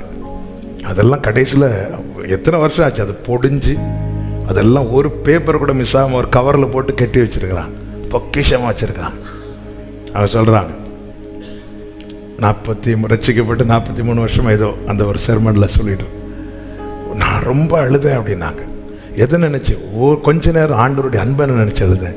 அப்புறமா ஆண்டவர் என்கிட்ட ஒரு கேள்வி கேட்டார், அதை நினச்சி அழுதேன். என்ன கேள்வின்னு சொல்கிறாங்க, இத்தனை வருஷம் ஆச்சு, நான் என்னைக்காவது உன் மேலே காட்டின அன்பை குறைச்சிருக்கிறேன் நானும் ஒரு கேள்வி கேட்டார், என்னால் தாங்க முடியாமல் அழுதுட்டேன் அப்படின்னாங்க. ஆமாம், அந்த ரட்சிப்பின் அனுபவத்தில் அப்படி நிலைத்திருக்கிறது என்பது ஒரு தேவ பிள்ளைக்கு ரொம்ப தேவையான ஒன்று. ரட்சிக்கப்பட்ட போது நான் அழுவதல்ல, அந்த ரட்சிப்பை நினைக்கும் போதே எனக்கு அழுக வரணும். ஹல்லேலூயா, ஹல்லேலூயா. அப்படியே அது இல்லைன்னா அந்த மதில் இடிஞ்சிருக்கிறோம், நமக்கு தெரியல. அதனால தான் தாவீது சொல்றான், எதனால என் கண்ணு பட்சேபாள் இடத்தில் போச்சு? காம்பவுண்ட் இல்லாததுனால தானே. காம்பவுண்ட் இருந்திருந்தா போயிருக்காது, மதில் இடிஞ்சிட்டு. ஆண்டவரே, ஆண்டவரே, ரட்சணியத்தின் சந்தோஷத்தை எனக்கு திரும்ப தாங்கப்பா. காம்பவுண்ட் இன்னைக்கு அநேகருக்கு இடிஞ்சிருக்கிறது. அது நம்ம அறியாம நிர்விசாரமா இருக்கிறோம். அப்படி நிர்விசாரமா இருக்க நம்முடைய பார்வை நிமித்தம் அவருடைய நாமம் தூஷிக்கப்படுகிறது, நம்முடைய செயலின் நிமித்தம் அவருடைய நாமம் தூஷிக்கப்படுகிறது, நம்முடைய வார்த்தை நிமித்தம் அவருடைய நாமம் தூஷிக்கப்படுகிறது. அடைக்கப்பட்டவன் வாரினாலும் கடிவாளத்தினாலும் வாய் கட்டப்பட்டால் ஒழிய புத்தி இல்லாத குதிரை. கட்டப்பட்ட தேவனால் ஒருவன் கட்டப்பட்டிருக்கிறானா உலகத்தின் பார்வையில் வாழ தெரியாதவன் என்று சொல்லலாம். ஆனா பரலோக பார்வையில் அவன் தான் புத்தியுள்ளவன், அவன் தான் புத்தியுள்ளவன். ஹல்லேலூயா. எங்களால எங்கேயும் போக முடியும், என்ன செய்ய முடியும்? ஆமென். பரலோக பார்வையில் புத்தி அவன் கிட்ட சேராதேனே இருக்கு. கண் போன போக்கிலும் கால் போன போக்கிலும் நடக்கிற அந்த புத்தி இல்லாதவன்ட்ட நீ என்ன செய்யாத, சேராதேன்னு பைபிள் சொல்லுது. ஆமென். பரிசுத்தப்படுவதாக உம்முடைய நாமம். ஹல்லேலூயா. மூன்றாவதாக கர்த்தர் என்ன சொல்லுகிறார் பாருங்கள், உம்முடைய ராஜ்யம், thy kingdom come, உம்முடைய ராஜ்யம் வருவதாக. தேவனுடைய ராஜ்யம் என்பது ரோமர் 14வது அதிகாரம் 17வது வசனத்தில் அழகாய் சொல்லப்பட்டிருக்கிறது. தேவனுடைய ராஜ்யம் புசிப்பும் குடிப்பும் அல்ல, அது நீதியும் சமாதானமும் பரிசுத்த ஆவியினால் உண்டாகும் சந்தோஷமுமாய் இருக்கிறது. தேவனுடைய ராஜ்யம் புசிப்பும் குடிப்பும் அல்ல, அது நீதியும் சமாதானமும் பரிசுத்த ஆவியினால் உண்டாகும் சந்தோஷமாய் இருக்கிறது. உண்மையில எத்தனை பேர் இதை விரும்புறீங்க? தேவராஜ்யம் வரணும்னு விரும்புறவங்க அப்படி கை தூக்கி காட்டுங்க பார்க்கலாம். எல்லாரும் கை தூக்கி தான் ஆகணும், வேற வழியே இல்லை. அப்படி விரும்புகிறவர்கள் அடுத்த வசனம் 19வது வசனத்தை வாசிங்க. சமாதானத்துக்கு அடுத்தவைகளையும் அந்நியோனிய பக்தி விருத்தி உண்டாகத்தக்கவைகளையும். அப்ப நம்முடைய இருதயம் எதை நாடணும்? சமாதானத்துக்கு அடுத்தவைகளை. நம்ம எப்படி இருக்கிறோம்? அவனை தொட்டால் யுத்தத்தை நினைத்துக்கொள். எப்படியாவது 4 வார்த்தை அவங்கள்ட்ட கேட்டே ஆகணும். தேவ ராஜ்யத்தை விரும்புகிறவர்களுக்கு, நாடுகிறவர்களுக்கு, ஏங்குகிறவர்களுக்கு மட்டும்தான் எல்லாமே ஸ்மூத்தா போகணும், எல்லாரோட சமாதானமா இருக்கணும். அவன் யாருக்கிட்ட எந்த கசப்போ எந்த வைராக்கியமோ வந்துவிடக்கூடாது என்கிற அந்த உணர்வு இருக்கும் நம்ம. பாருங்க, அதனாலதான் ராஜ்யத்தை கொடுக்க சித்தமா இருக்கிறான்னு சொன்னதும் சீஷர்கள் ஆரம்பத்தில் எதை நினைச்சாங்கன்னா, அப்போ எல்லாமே எருசலேம்லாம் ரோமருடைய பிடியில் இருக்கு, ரோமருடைய பிடியில் இருக்கு, அவங்க தான் கண்ட்ரோல் பண்றாங்க. அப்போ என்ன நினைச்சாங்க? பழையது மாதிரி தாவீது மாதிரி கர்த்தர் திரும்ப மீட்டுக்கொண்டு, எப்படி சீயோன் கோட்டையை மீட்டுக்கொண்டாரோ தாவீது, அதே மாதிரி மீட்டுக்கொண்டு இவர் ராஜ்யத்தில் கிங்கா இருப்பார். அப்போ நம்ம கூட இப்பவே இருந்தா அடுத்த தளபதிகள் நம்மளா இருக்கலாம் அப்படி சொல்லிட்டு இவங்க இந்த மைண்ட் செட்லேயே வந்துட்டு இருக்கிறாங்க. வந்துட்டு இருக்கும்போது யோவான் யாக்கோபுடைய தாயாரும் வந்து கேட்குறாங்க, ஆண்டவரே உம்முடைய ராஜ்யத்தில் ரைட் சைடில் என் பையனும் லெஃப்ட் சைட் இப்போவே சீட்டு பிடிக்கிறாங்க. ஆண்டவர், நீ என்ன கேட்குறேன்னு உனக்கு தெரியலம்மா, நான் குடிக்கிற பானத்தில் உங்களை குடிக்க முடியுமா? நான் புசிக்கிற ஆகாரத்தை புசிக்க முடியும். இவங்க நினைச்சிட்டாங்க ராஜபோஜனம் என்ன டேஸ்டா இருக்கும், அதெல்லாம் நாங்க குடிப்போம். குடிப்பீங்க. அதுக்கு அடுத்து ஆண்டவர் சொல்றார், நீங்க அப்படியே குடித்தாலும் யார் எங்க இருக்கணும்னு தீர்மானிக்கிறவர் பரலோகத்தில் இருக்கிறார். இங்க நாம டிசைட் பண்ணிட்டு இருக்கிறோம் இல்ல, அந்த சேர் எனக்கு, அதை பிடிச்சு வச்சுக்கோங்க. அங்கெல்லாம் அப்படி சேர் பிடிக்க முடியாது, அது தீர்மானிக்கிறது. ஆமாம், அந்த அதிகாரம் இயேசு கிறிஸ்து எதை தீர்மானிக்கிறார் தெரியுமா? யார் அங்க வரணுங்கிறத தீர்மானிக்கிறார். பிதா எதை தீர்மானிக்கிறார் தெரியுமா? யார் எங்க இருக்கணும். ஆமென். ஆண்டவர் சொல்லுகிறார். அடுத்து பாருங்க, ஒரு கிராமத்துக்குள்ள போறாங்க, அவங்க ஏற்றுக்கொள்ளாது இருக்கிறாங்க. உடனே யோவான் யாக்கோபு கேட்கிறாங்க, ஆண்டவரே எலியா அக்கினி இறக்குறது போல. ஆண்டவர் உடனே திரும்பி என்ன கேட்டாரு? உனக்குள்ள என்ன ஆவி? இப்ப தேவ ராஜ்யத்துக்கு குறித்த ஏக்கம் நமக்குள்ள இருக்கணும்னா, ஆண்டவர் எல்லாரும் நல்லா இருக்கணும், எல்லாரோட சமாதானமா இருக்கணும். ஒருத்தங்களுக்கு கூட ஒரு சண்டை வர்றது மாதிரி வருதா, பேசி சால்வ் ஆயிடணும். வேண்டாம் ஆண்டவர். அதுக்கப்புறம் நீங்க அவங்க கிட்ட திருப்பி பழைய மாதிரி பேசுங்கன்னு இல்லை, ஆனா அந்த கசப்பை சுமந்து கொண்டு வேண்டாம். சரி, தெரியாம பேசிட்டேன்ப்பா, ஒரு நல்ல காரியத்தை நினைச்சுதான் பேசுனேன், ஆனா நீங்க தப்பா எடுத்துட்டீங்க, சாரி, ஓகே, இந்த பேச்சை இதோட விட்டுருவோம், முடிஞ்சு.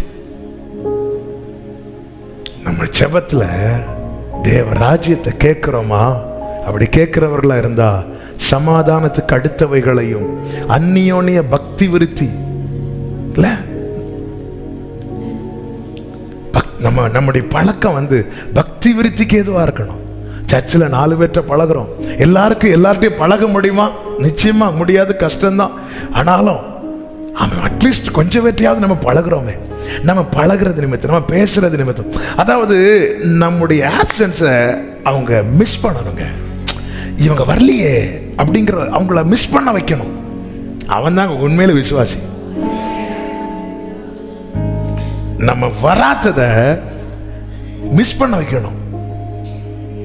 ஆமென். அதான் பிரதர், அது அருள் ஜெகன் அவங்களுடைய மரணம் எனக்குள்ள பெரிய ஒரு வலியையும் தாக்கத்தை உண்டாக்க காரணம் என்னன்னா, ரொம்ப மிஸ் பண்ண வச்சுட்டார். ஸோ அதனால நான் அவர் கடைசியாக வந்து போன வீடியோவை சிசிடிவிலேருந்து எடுத்து என் ஃபோனில் வச்சிருக்கிறேன்.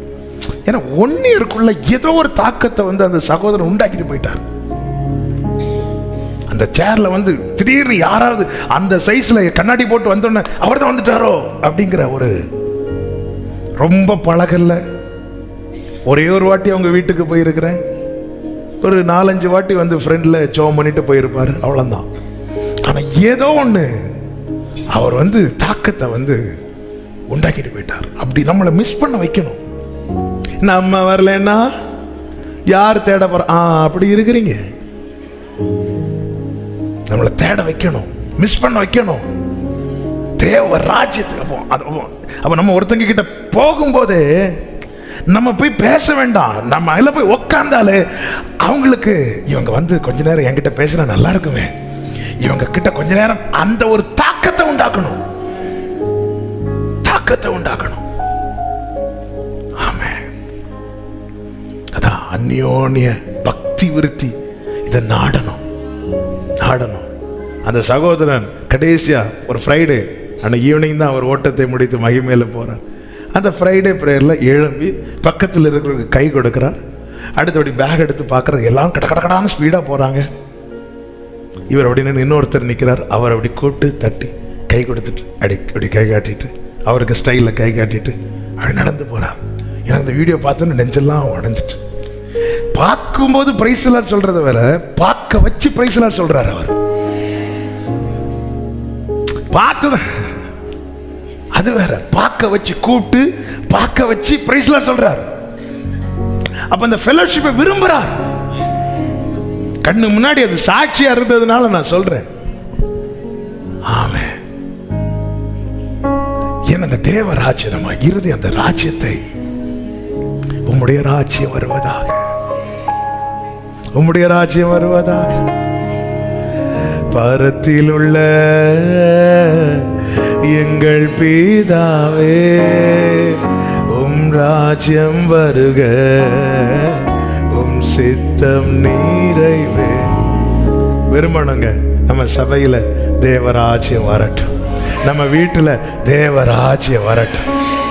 இன்னைக்கு அவர் வரட்டும் கேட்கிற கேள்வியில, இன்னைக்கு அவ வரட்டும் கேட்கிற கேள்வியில அவ அம்மா வீட்டுக்கு ஓடுறாளா இல்ல என்ன துரத்துறாளா பாப்போம். சமாதானத்துக்கு ஒருத்தன் சரி ஓகே. அதனாலதான் ஆண்டவர் சொல்ல, நீ ஜெபம் பண்ண வரும்போது உன் சகோதரனுக்கு ஒரு குறை இருக்குன்னா ஓடி போய் சமாதானம் ஆயிட்டு நீ வா, நான் வெயிட் பண்றேங்கிறார். ஆமென். சிலர் என்ன வந்தாலும் அவங்கள்ட்ட மட்டும் பேசவே மாட்டேன். ஆண்டவருக்கு உனக்குள்ள என்ன ஆவி இருக்கு, இதை வச்சிரு நீ அந்நிய பாஷை பேசுற. யாரை பார்த்து படிச்ச? ஆமாம், யாரை பார்த்து? அது பக்கத்தில் 2 பேர் இப்படி ஒரு வார்த்தை சொன்னாங்க, அங்கே 2 பேர் அப்படி சொன்னாங்க.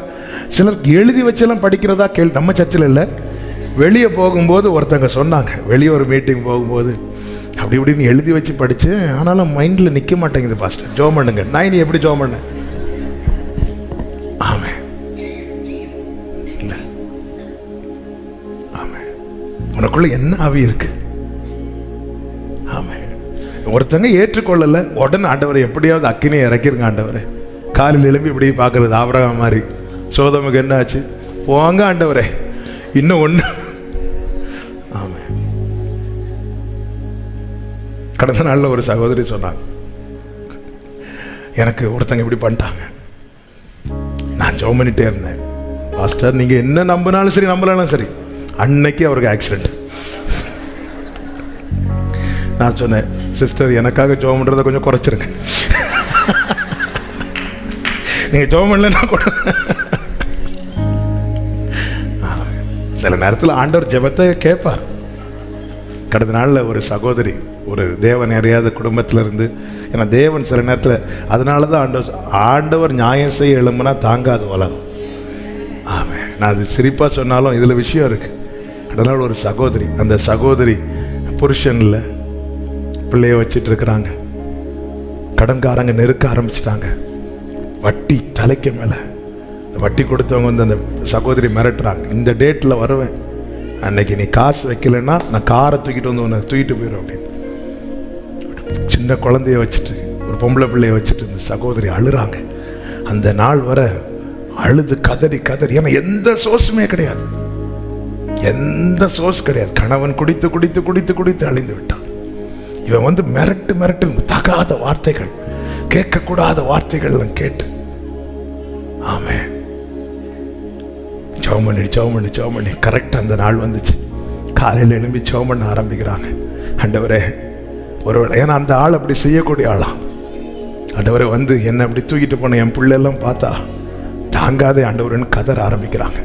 காலையிலேருந்தே படபடப்பாக இருக்குது. நேராக போய் ஏதாவது வண்டி சவுண்டு கேட்டுனா வந்துட்டாங்களோ அப்படின்னு சொல்லிட்டு பயந்து இருக்கிறாங்க. டைம் ஆக ஆக ஒன்றும் காணல.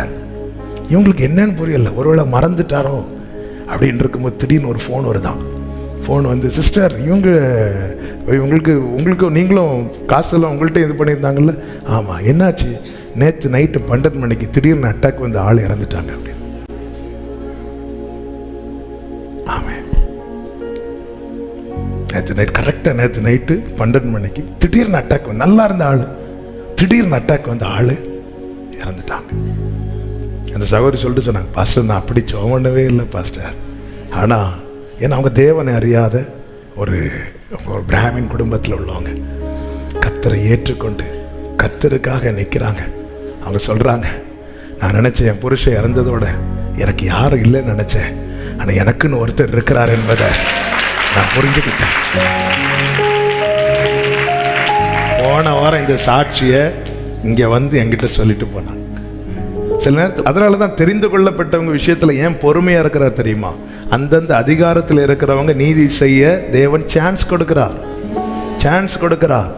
எங்கேயுமே நீதி கிடைக்காம இருக்கிற அன்பு சகோதரா சகோதரி, அதிகாரத்தில் இருக்கிறவங்க நீதி செய்யறதுக்கு வாய்ப்பு கொடுக்கிறார். கடைசி வாய்ப்பும் கொடுத்து அவங்க செய்ய மாட்டாங்கன்னா அவர் எழுந்தருளுவார். சீயோனுக்கு தயை செய்ய எழுந்தருளுவார். அன்னைக்கு இந்த உலகம் தாங்காது. ஹல்லேலூயா. அதனால் அவருடைய பொறுமையை நீங்க என்ன செய்யக்கூடாது, தப்பா நினைக்காதீங்க. அவர் செஞ்ச தாங்காது. நிற்க முடியுமா? அவருடைய பிரசன்னத்துல பர்வதெல்லாம் உருகிறோம். ஆமென், ஆமென். நான் சொல்ல வந்த செய்தி, உம்முடைய ராஜ்யம் நம்முடைய இருதயம் ஏங்கட்டும். சமாதானத்துக்கு அடுத்தவைகளை நாடுங்கள் இருக்கு. பக்தி விருத்தி பேசுங்க. 4 பேருக்காக ஸ்தோத்திரம் பண்ணுங்க. அவங்களுக்காக ஸ்தோத்திரம் பண்ணுங்க. ஒவ்வொருவருக்காக ஒரு தேவ பிள்ளை அறிந்து கொள்ளணும், புரிந்து கொள்ளணும். நம்ம எதை விரும்புகிறோம்? ஒருத்தங்க விழுறதை விரும்புகிறோமா? ஒருத்தங்க நஷ்டப்படுறதை பார்த்து நம்ம சிரிக்கிறோம்னா நம்ம தேவ ராஜ்யத்தை விரும்பலை. தேவ ராஜ்யத்தை விரும்பாம எப்படிங்க தேவ ராஜ்யத்துக்குள்ள போக முடியும்? தேவ ராஜ்யத்தை விரும்பாம எப்படி தேவ ராஜ்யத்துக்குள்ள போக முடியும்? ஒருத்தங்க கஷ்டப்படுறத பார்த்து நம்ம சிரிக்கிறோம்னா, நமக்கு ஒரு காலத்துல நம்மை ஏதோ ஒரு வகையில காயப்படுத்தி இருப்பாங்க. இன்னைக்கு அந்த வேதனை அவங்க அனுபவிக்கிறத பார்த்து நம்ம சிரிக்கிறோம்னா, ஆமே. எங்க அப்பா வாழ்க்கையில நான் பார்த்த ஒரு சாட்சி. அவங்க ஊழியத்தின் ஆரம்பத்தில் ஒருத்தங்க இல்லாத ஒரு காரியத்தை சொல்லி எங்க அப்பாவை வேதனைப்படுத்தினாங்க. அவர்களுடைய கடைசி நாட்களிலே மரணத்துக்கு எதுவான வியாதி. அவங்க சொல்லி அனுப்புறாங்க, எனக்கு பாஸ்டர் ஜாய்சனை பார்க்கணும் அப்படின்னு. அப்பாவுக்கு ஃபர்ஸ்ட் புரியல, இழுத்து கிடக்குறாங்க. என்னெல்லாமோ ட்ரீட்மெண்ட் பண்ணி பார்த்தாச்சு. அவங்க திருப்பி ஜோம் பண்ணும்போது ஆண்டவர் தெளிவாக உணர்த்திட்டார், என் தாசனை இப்படியெல்லாம் பேசியிருக்கிறேன். அப்போ அவங்களுக்கு புடி கிடைச்சிட்டு இந்த ஜீவன் சமாதானமாக போகணுன்னா பாஸ்டர்கிட்ட என்ன கேட்கணும்? மன்னிப்பு கேட்கணும். இதை சொல்லி கூப்பிட்டதும் எங்கள் அப்பா இருக்கட்டும், அப்படி சாகட்டும், அப்படி ஒன்றுமே சொல்லலை. நேராக அடுத்த நாளே போயிட்டாங்க. போய் நாங்கள்லாம் காரில் இருக்கிறோம், எங்கள் அப்பா உள்ளே போகிறாங்க. உள்ளே போய் பார்த்து அதை பேசவே விடலை அவங்கள்ட்ட. அவங்க சாரி பாஸ்டர், அதை விடுமா, நீ நல்லா இரு, உன்னை ஆண்டவர் பலப்படுத்துவாங்க. நல்லா அவங்கள பிளஸ் பண்ணி அவங்கள ஜெபம் பண்ணிட்டு வந்தாங்க. அந்த சகோதரி ஓட்டத்தை சமாதானத்தோடு முடித்தாங்க. ஆமாம், நாம் பண்ணுற சமாதானம் ஒரு ஆத்மாவை பரலோகத்தை கொண்டு போக தெரியுமா? அந்த இடத்துல மட்டும் எங்கள் அப்பா இல்லை முடியாது, அது அவளுக்கு ஆண்டவர் கொடுத்த தண்டனை இருந்திருப்பாங்கன்னா அந்த ஆத்மாவுக்கு பாதாளத்துக்கு போயிருக்கும். அந்த உத்தரவாதத்தை நாளைக்கு எங்கள் அப்பாட்ட தானே கேட்பார் ஆண்டவர். சான்ஸ் கொடுத்தேனே. ஆமே, ஒரு ஆத்மாவை நீதிக்கு உட்படுத்துறவங்க ஆமே கிரீடத்தில் பதிக்கப்பட்ட முத்துக்களை போல இருப்பாங்களாம். வாய்ப்பு கிடைக்குதுங்க. ஒருத்தங்களை மன்னிக்கிறதுக்கு உங்களுக்கு தேவன் ஒரு சான்ஸ் கொடுக்கும்போது அந்த இடத்துல நீங்க நியாயம் பேசாம நல்லா பிளஸ் பண்ணிருங்க. ஆண்டவர் வாய்ப்பு கொடுப்பார். இன்னைக்கு ஒருவேளை உங்களை காயப்படுத்துறவங்க, இன்னைக்கு உங்களை கஷ்டப்படுத்துறவங்க, இன்னைக்கு உங்களை தேவையில்லாம கண்ணீர், நீங்க ஹாப்பியா இருக்கிறத பார்த்தே அவங்களுக்கு பிடிக்காது. ஏதாவது ஒரு இல்லாத காரணத்தை கொண்டு வந்து உங்களை ஏதாவது ஒரு வகையில் அந்த சந்தோஷத்தை நொறுக்கணும். உங்களை நொறுக்கிறது இல்லை, உங்களுக்குள்ள ஒரு ஜாய் இருக்கு பார்த்தீங்களா, அதை நொறுக்கணும். அதுக்காக செய்யறாங்க. ஆமென். சில கசப்புகளை நாமவே நமக்குள்ள விதைக்கிறோம். ஆனா சில கசப்புகளை நாம விதைக்கல, மற்றவங்க நம்ம கையை காலை கட்டி வச்சு நமக்குள்ள விதைக்கிறாங்க. அந்த கசப்புகளை பிடுங்கிறது என்பது சாதாரண. நாம விதைக்கிற கசப்புகளை ஈஸியா பிடுங்கிடலாம். அவங்க விதைக்கிறது எங்க விழுந்துனே நமக்கு தெரியாது. அது முளைக்கும் போது தான் தெரியுது. ஆனால் அப்படிப்பட்ட அனுபவத்தில் இருக்கிறவர்களும் தேவராஜ்யத்துக்குள் வர வேண்டும் என்பதற்காக அவர்களுக்கு தேவன் அவர்களை மன்னிக்கும்படியான ஒரு வாய்ப்பை ஏற்படுத்தி கொடுப்பார். நான் என்னுடைய சின்ன அனுபவத்திலிருந்து நான் சொல்றேன். அவங்கள மன்னிக்கும்படியான ஒரு வாய்ப்பை ஏற்படுத்தி தருவார். அந்த இடத்துல நாம என்ன டெசிஷன் எடுக்கிறோமோ அது ரொம்ப முக்கியம். நம்ம கையில் அந்த அதிகாரத்தை கொடுத்திருக்கிறார். மரணமும் ஜீவனும் நாவின் அதிகாரத்தில் இருக்கிறது. அந்த இடத்துல இது தேவன் கொடுத்த தண்டனை என்று சொல்லிட்டு நான் போவேன். ஆனால் அந்த ஆத்மாவுக்கான உத்தரவாதத்தை ஆண்டவர் நாளைக்கு கேட்பார். என்ற மன்னிக்கிறதுக்கு வாய்ப்பு கொடுக்கும் போது மனசார மன்னிச்சிருங்க. எத்தனை தடவை? 7 தடவையா? 70? 7 அல்ல, 70 தடவை. அது உனக்கு கணக்கு போட முடியாது. ஆமென். மன்னிக்கிறதுக்கான ஒரு சான்ஸ் கொடுக்கப்பட்டா நான் செய்ய வேண்டிய கடமையை செய்வேன், மன்னிக்கல மாட்டேன். நோ.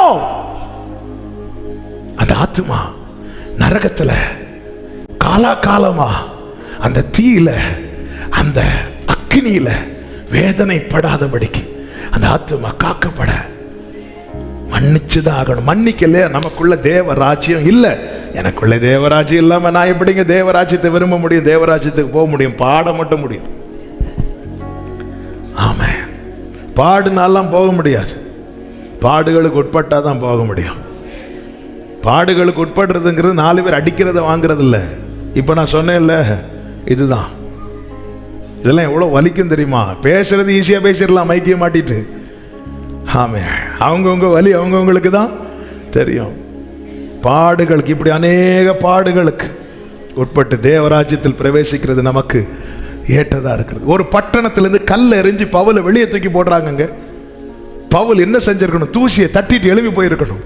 பவுல் அந்த பட்டணத்துக்குள்ளே வரான். வந்து சபித்தானா? இல்ல, சுவிசேஷம் தான் சொல்றாரு. இவ்வளவு கல்லறிந்த பிறகும் அவங்க ரட்சிக்கப்படணும்னு விரும்புறாரு. பாத்தீங்களா?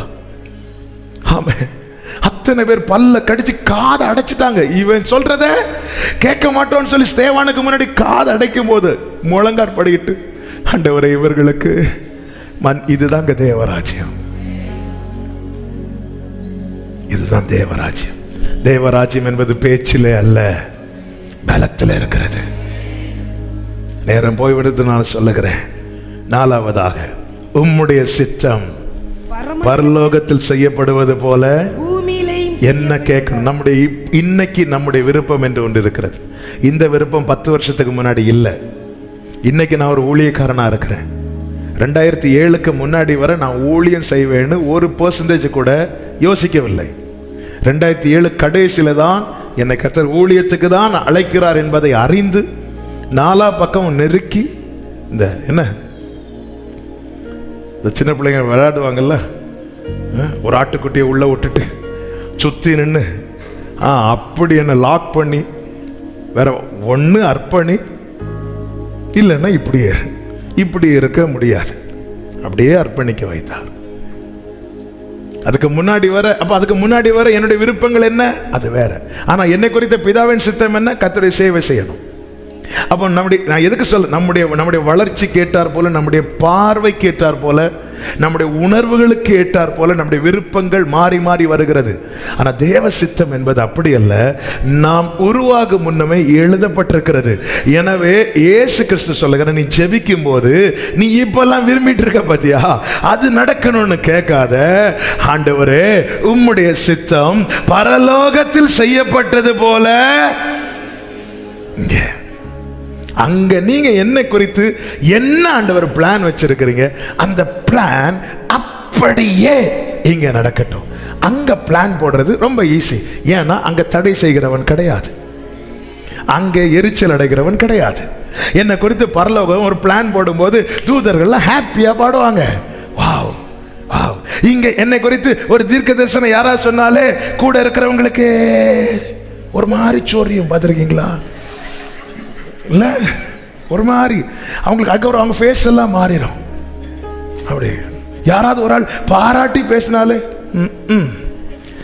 பல வார்த்தைகளை விட பயங்கர வலி உள்ளது இந்த ஆனா பரலோகத்தில் அப்படி கிடையாது. அங்க கிடையாது, அங்க யாருக்கும் சொரியவும் செய்யாது. அங்க ஒரு பரலோகத்தில் ஒருத்தர் மனம் திரும்பினாலே அவ்வளவு சந்தோஷமா. நீ ஜெபம் பண்ணு, ஆண்டவரே அப்படியே இங்க நடக்கணும்பா, அப்படியே இங்க நடப்பதாக. ஆமென் சொல்லுங்க பார்க்கலாம். இங்க ஒரு 2 சென்ட் இடம் வாங்கியிருப்போம், வெளியே இருக்க கல்ல சும்மா தான் வச்சிருப்போம். நம்ம வீடு கட்ட பிளானே இருக்காது. சரி, அந்த எல்லையை பிடிக்கிறதுக்காக 4 கல் வச்சிருப்போம். எப்போ பால் காய்ப்பு வாங்க, நான் உங்களுக்கு எதில் என்ன பால் தானே காய்க்கணும், வாங்க வீட்டுக்கு வாங்க. ஆனால் இதில் ஒரு நற்செய்தி என்னன்னா, கேட்டு நம்ம செய்ய வச்சிருவாங்க. 4 பேரை கூப்பிட்டுட்டு இனகேமையா அலங்கத்தை தான் கட்டும். அந்த சன்பலாத்தன் தொபியை அவன் ராஜாவாயிட்டான். இல்லை, அவன் ராஜா ஆயிட்டான். ஏமே, அதான் நம்ம சர்ச்சு வேலை ஆரம்பிக்கும் போது ஆரம்பித்து ஒரு பில்லருக்கு தான் மண்ணு தோண்டியிருப்போம். அதுக்கடையில் இங்கே ரூமர், அது இவருக்கு பேங்க்ல எத்தனையோ கோடி, ஒருத்தங்க 2 கோடினாங்க, இன்னொருத்தங்க 200 கோடினாங்க. எனக்கு விஷயம் தெரிஞ்சதுக்கு அப்புறம் நான் போய் என்ன ஜெபம் பண்ண தெரியுமா? ஆண்டவர் அவங்க வார்த்தையை அப்படியே நிறைவேற்றுங்கப்பா, அவங்க நல்ல ஆமென். ஒரு கல்லு வச்சா போதும். சிலருக்கெல்லாம் பாஸ் இந்த ஊரல் மாற ஜெபம் பண்ணு, ஜெபம் இதுக்கெல்லாம் பிரம்பை கை, இதுக்கு தான் அந்த பிரம்பு இருக்கு. ஆமென். நீங்க ஒரு நல்ல ஒரு காரியத்தை நோக்கி போகும்போது கூட இருக்கிறவங்க முகம் மாறும். நல்லா புரிஞ்சுக்கோங்க. யாக்கோபு கானானுக்கு போகிற டைம் வந்ததும் லாபானுடைய ஃபேஸ் மாறுது. மாறும் மாறும். புரிஞ்சுக்கோ, சித்தம் நிறைவேற போகுது, சித்தம் நிறைவேற போகுது. ரிபாலா ஹண்டாராபா காபாரா ஏமாராபா சே ரிஹண்டரே. ஆமென் சொல்லுங்க பார்க்கலாம்.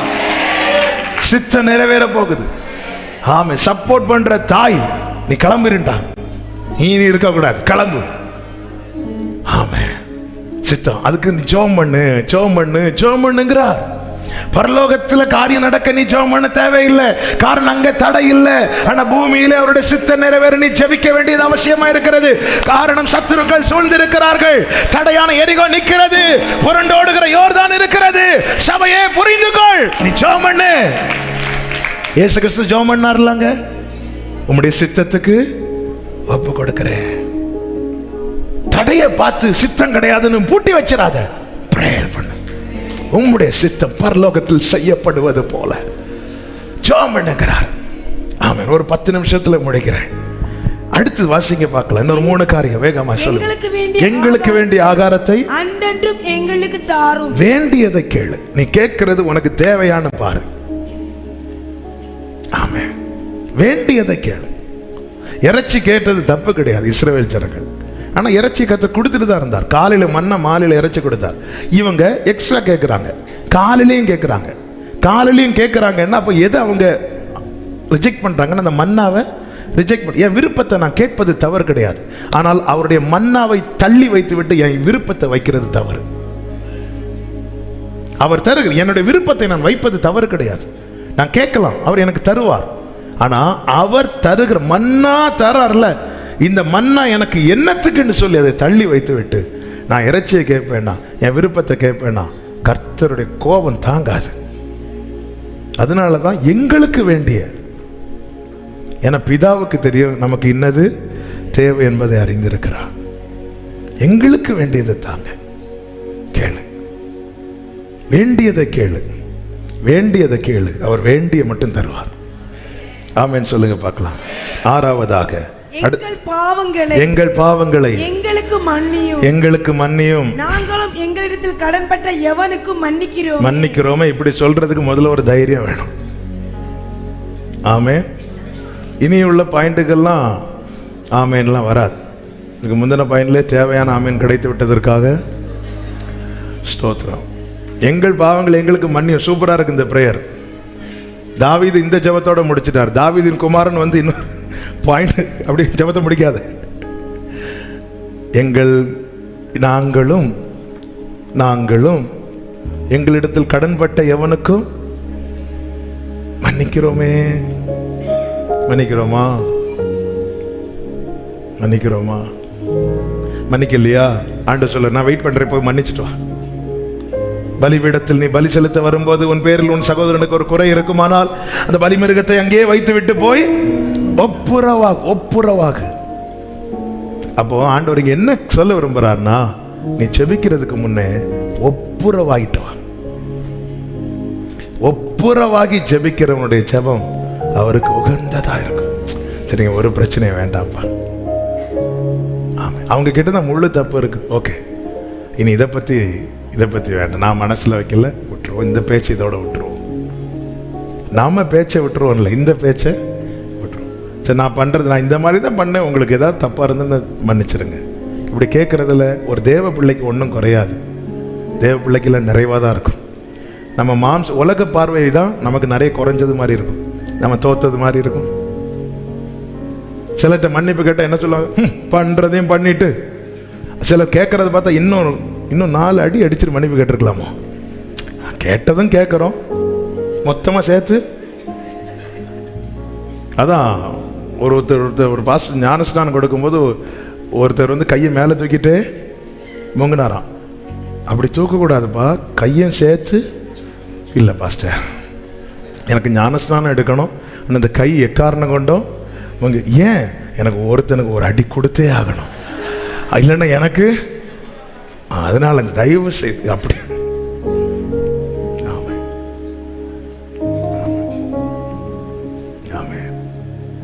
எனக்கு மன்னியும், நான் மன்னியோன்னு கேட்கும்போது கர்த்தர் உணர்த்துவார், நீ அவங்களுக்கு மன்னிச்சியா, இவங்களுக்கு மன்னிச்சியா.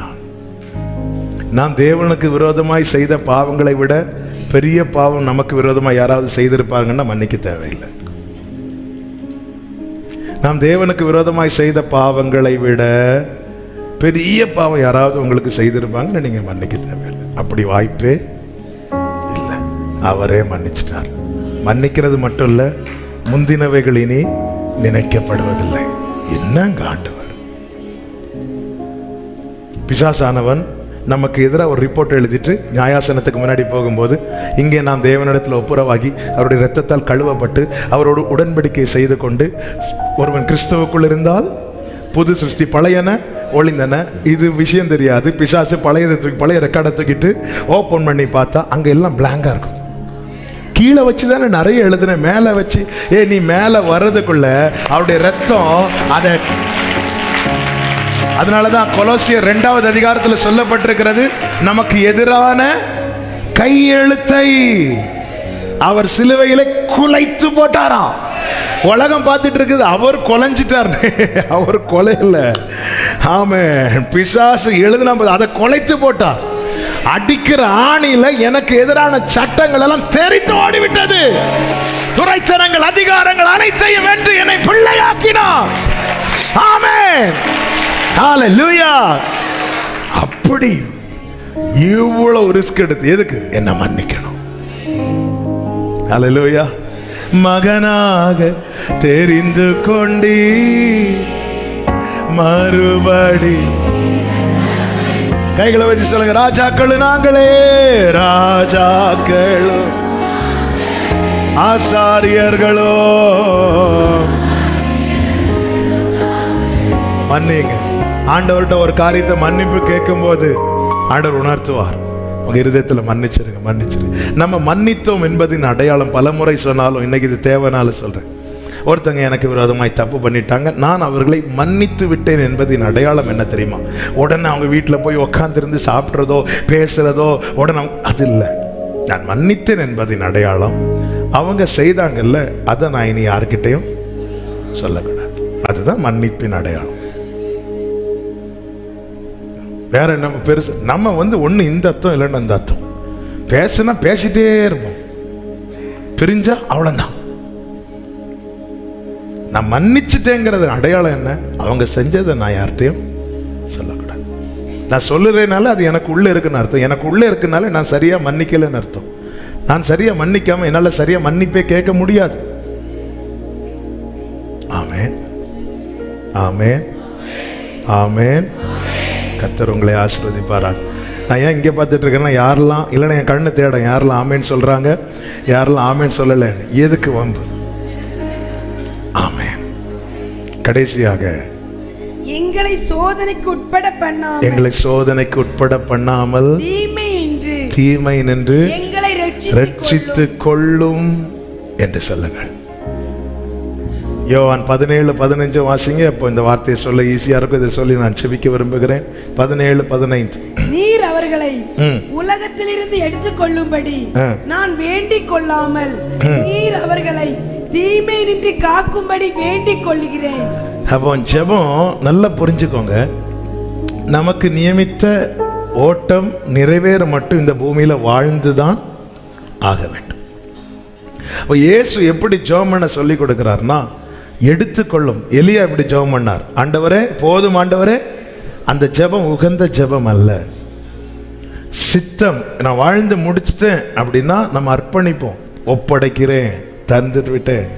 சில காரியங்களை ஃபேஸ் பண்ண முடியாம, சில காரியங்களை சந்திக்க முடியாம நாம் பல நேரத்தில் நம்மையும் தாண்டி நம்முடைய வலியினால, வேதனையினால, நம்முடைய சூழ்நிலையினால நம்முடைய வாயில் இந்த வார்த்தைகள் வரும். இந்த உலகத்திலிருந்து எங்களை ஆண்டவர் சொன்னா அப்படி கேட்கல, அவர் அப்படி கேட்கவும் இல்லை, அவர் அப்படி கேட்க சொல்லி கொடுக்கவும் இல்லை. மாறாக ஆண்டு இப்படி ஒரு சோதனை இருக்குப்பா, இதுக்கு நான் உட்பட்டா ஒருவேளை பேதுருவ மாதிரி மறுதலிக்க வேண்டி வரும், யூதாச மாதிரி காட்டி கொடுக்க வேண்டி வரும். அதனால சோதனைக்கு உட்பட பண்ணாமல் இந்த தீமை நின்று எங்களை, நீங்க சந்திக்கிற ஒரு காரியம் உங்களுக்கு டெய்லி ஆண்டவர் இன்னைக்கு நான் பார்க்க போறேன், எனக்கு பிரச்சனை ஆயிடக்கூடாது, அப்படி ஆயிடக்கூடாது, இப்படி ஆயிடக்கூடாது. ஆமென். சோதனைக்கு உட்பட பண்ணாமல் தீமை நின்று ரட்சித்துக் கொள்ளுங்க. இப்ப ஜெபம் பேதுரு அந்த 1 hour ஜெபித்திருப்பான்னா அந்த சோதனைக்கு அவன் உட்பட்டு இருக்க மாட்டான்.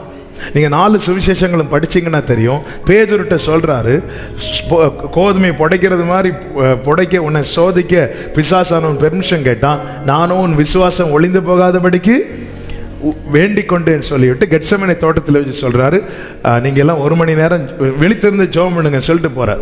பார்த்தா பேதுரு மட்டும் தூங்கல, யோவானும் யாக்கோபு தூங்குறான். ஆனா கர்த்தர் பார்வை யார் மேல மட்டும்தான் இருக்கு? பேதுரு மேல. ஏன்னா இன்னைக்கு நைட்டு யாருக்கு தான் சோதனை? எல்லாருக்கும் சோதனை. பேதுருவுக்கு பெரிய சோதனை, மறக்க முடியாத சோதனை. ஆமென். மற்றவர்களுக்கு இதுவரை ஃபர்ஸ்ட்ல என்ன பேதுரு, கத்தி எடுக்கணும்னு அவர் தான் எடுக்கணும், கடல்ல இறங்கணும்னாலும் ஆமாம் எல்லாத்துலேயும் லீடர் மாதிரி நின்ன பேதுருவுக்கு ஆமாம் முகம் கீழே தொங்க போடுற மாதிரி ஒரு சோதனை வருது. ஆமாம், அதில் வர யார் போனாலும் சிலருக்கு என்ன ஆண்டவர் நான் போக மாட்டேன், இதோட நிறுத்தணும். ஆமாம், இவங்க எல்லாரும் போனாலும் அவங்க தான் ரொம்ப பாதிக்கப்படுவாங்க. நாளைக்கு மீட்டிங் வச்சா எல்லாரும் வருவீங்களா? யார் வரலைனாலும் நான் வருவேன் பிரதர், 30 நாள் வருவேன், ஒரு நாள் கூட காணல.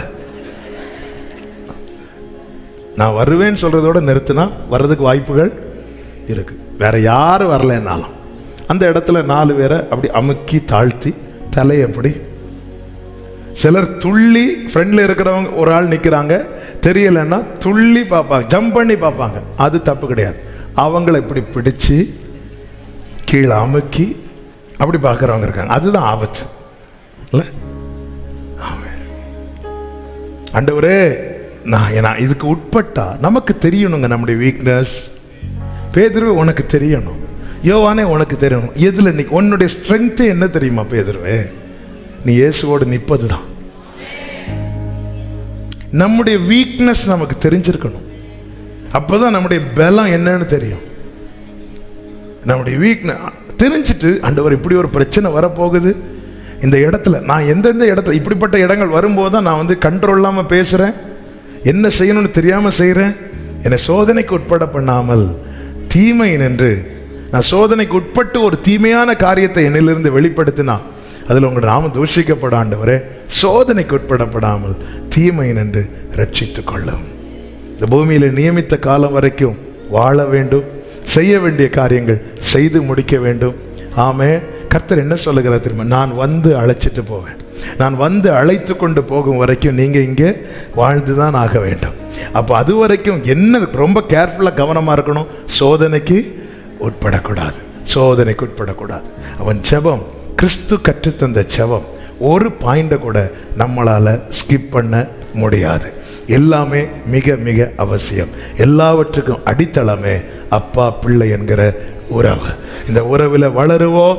இந்த ஜெபம் நம்முடைய வாழ்க்கையாய் மாறட்டும். கர்த்தர் ஒவ்வொருவரையும் ஆசீர்வதிப்பாராக.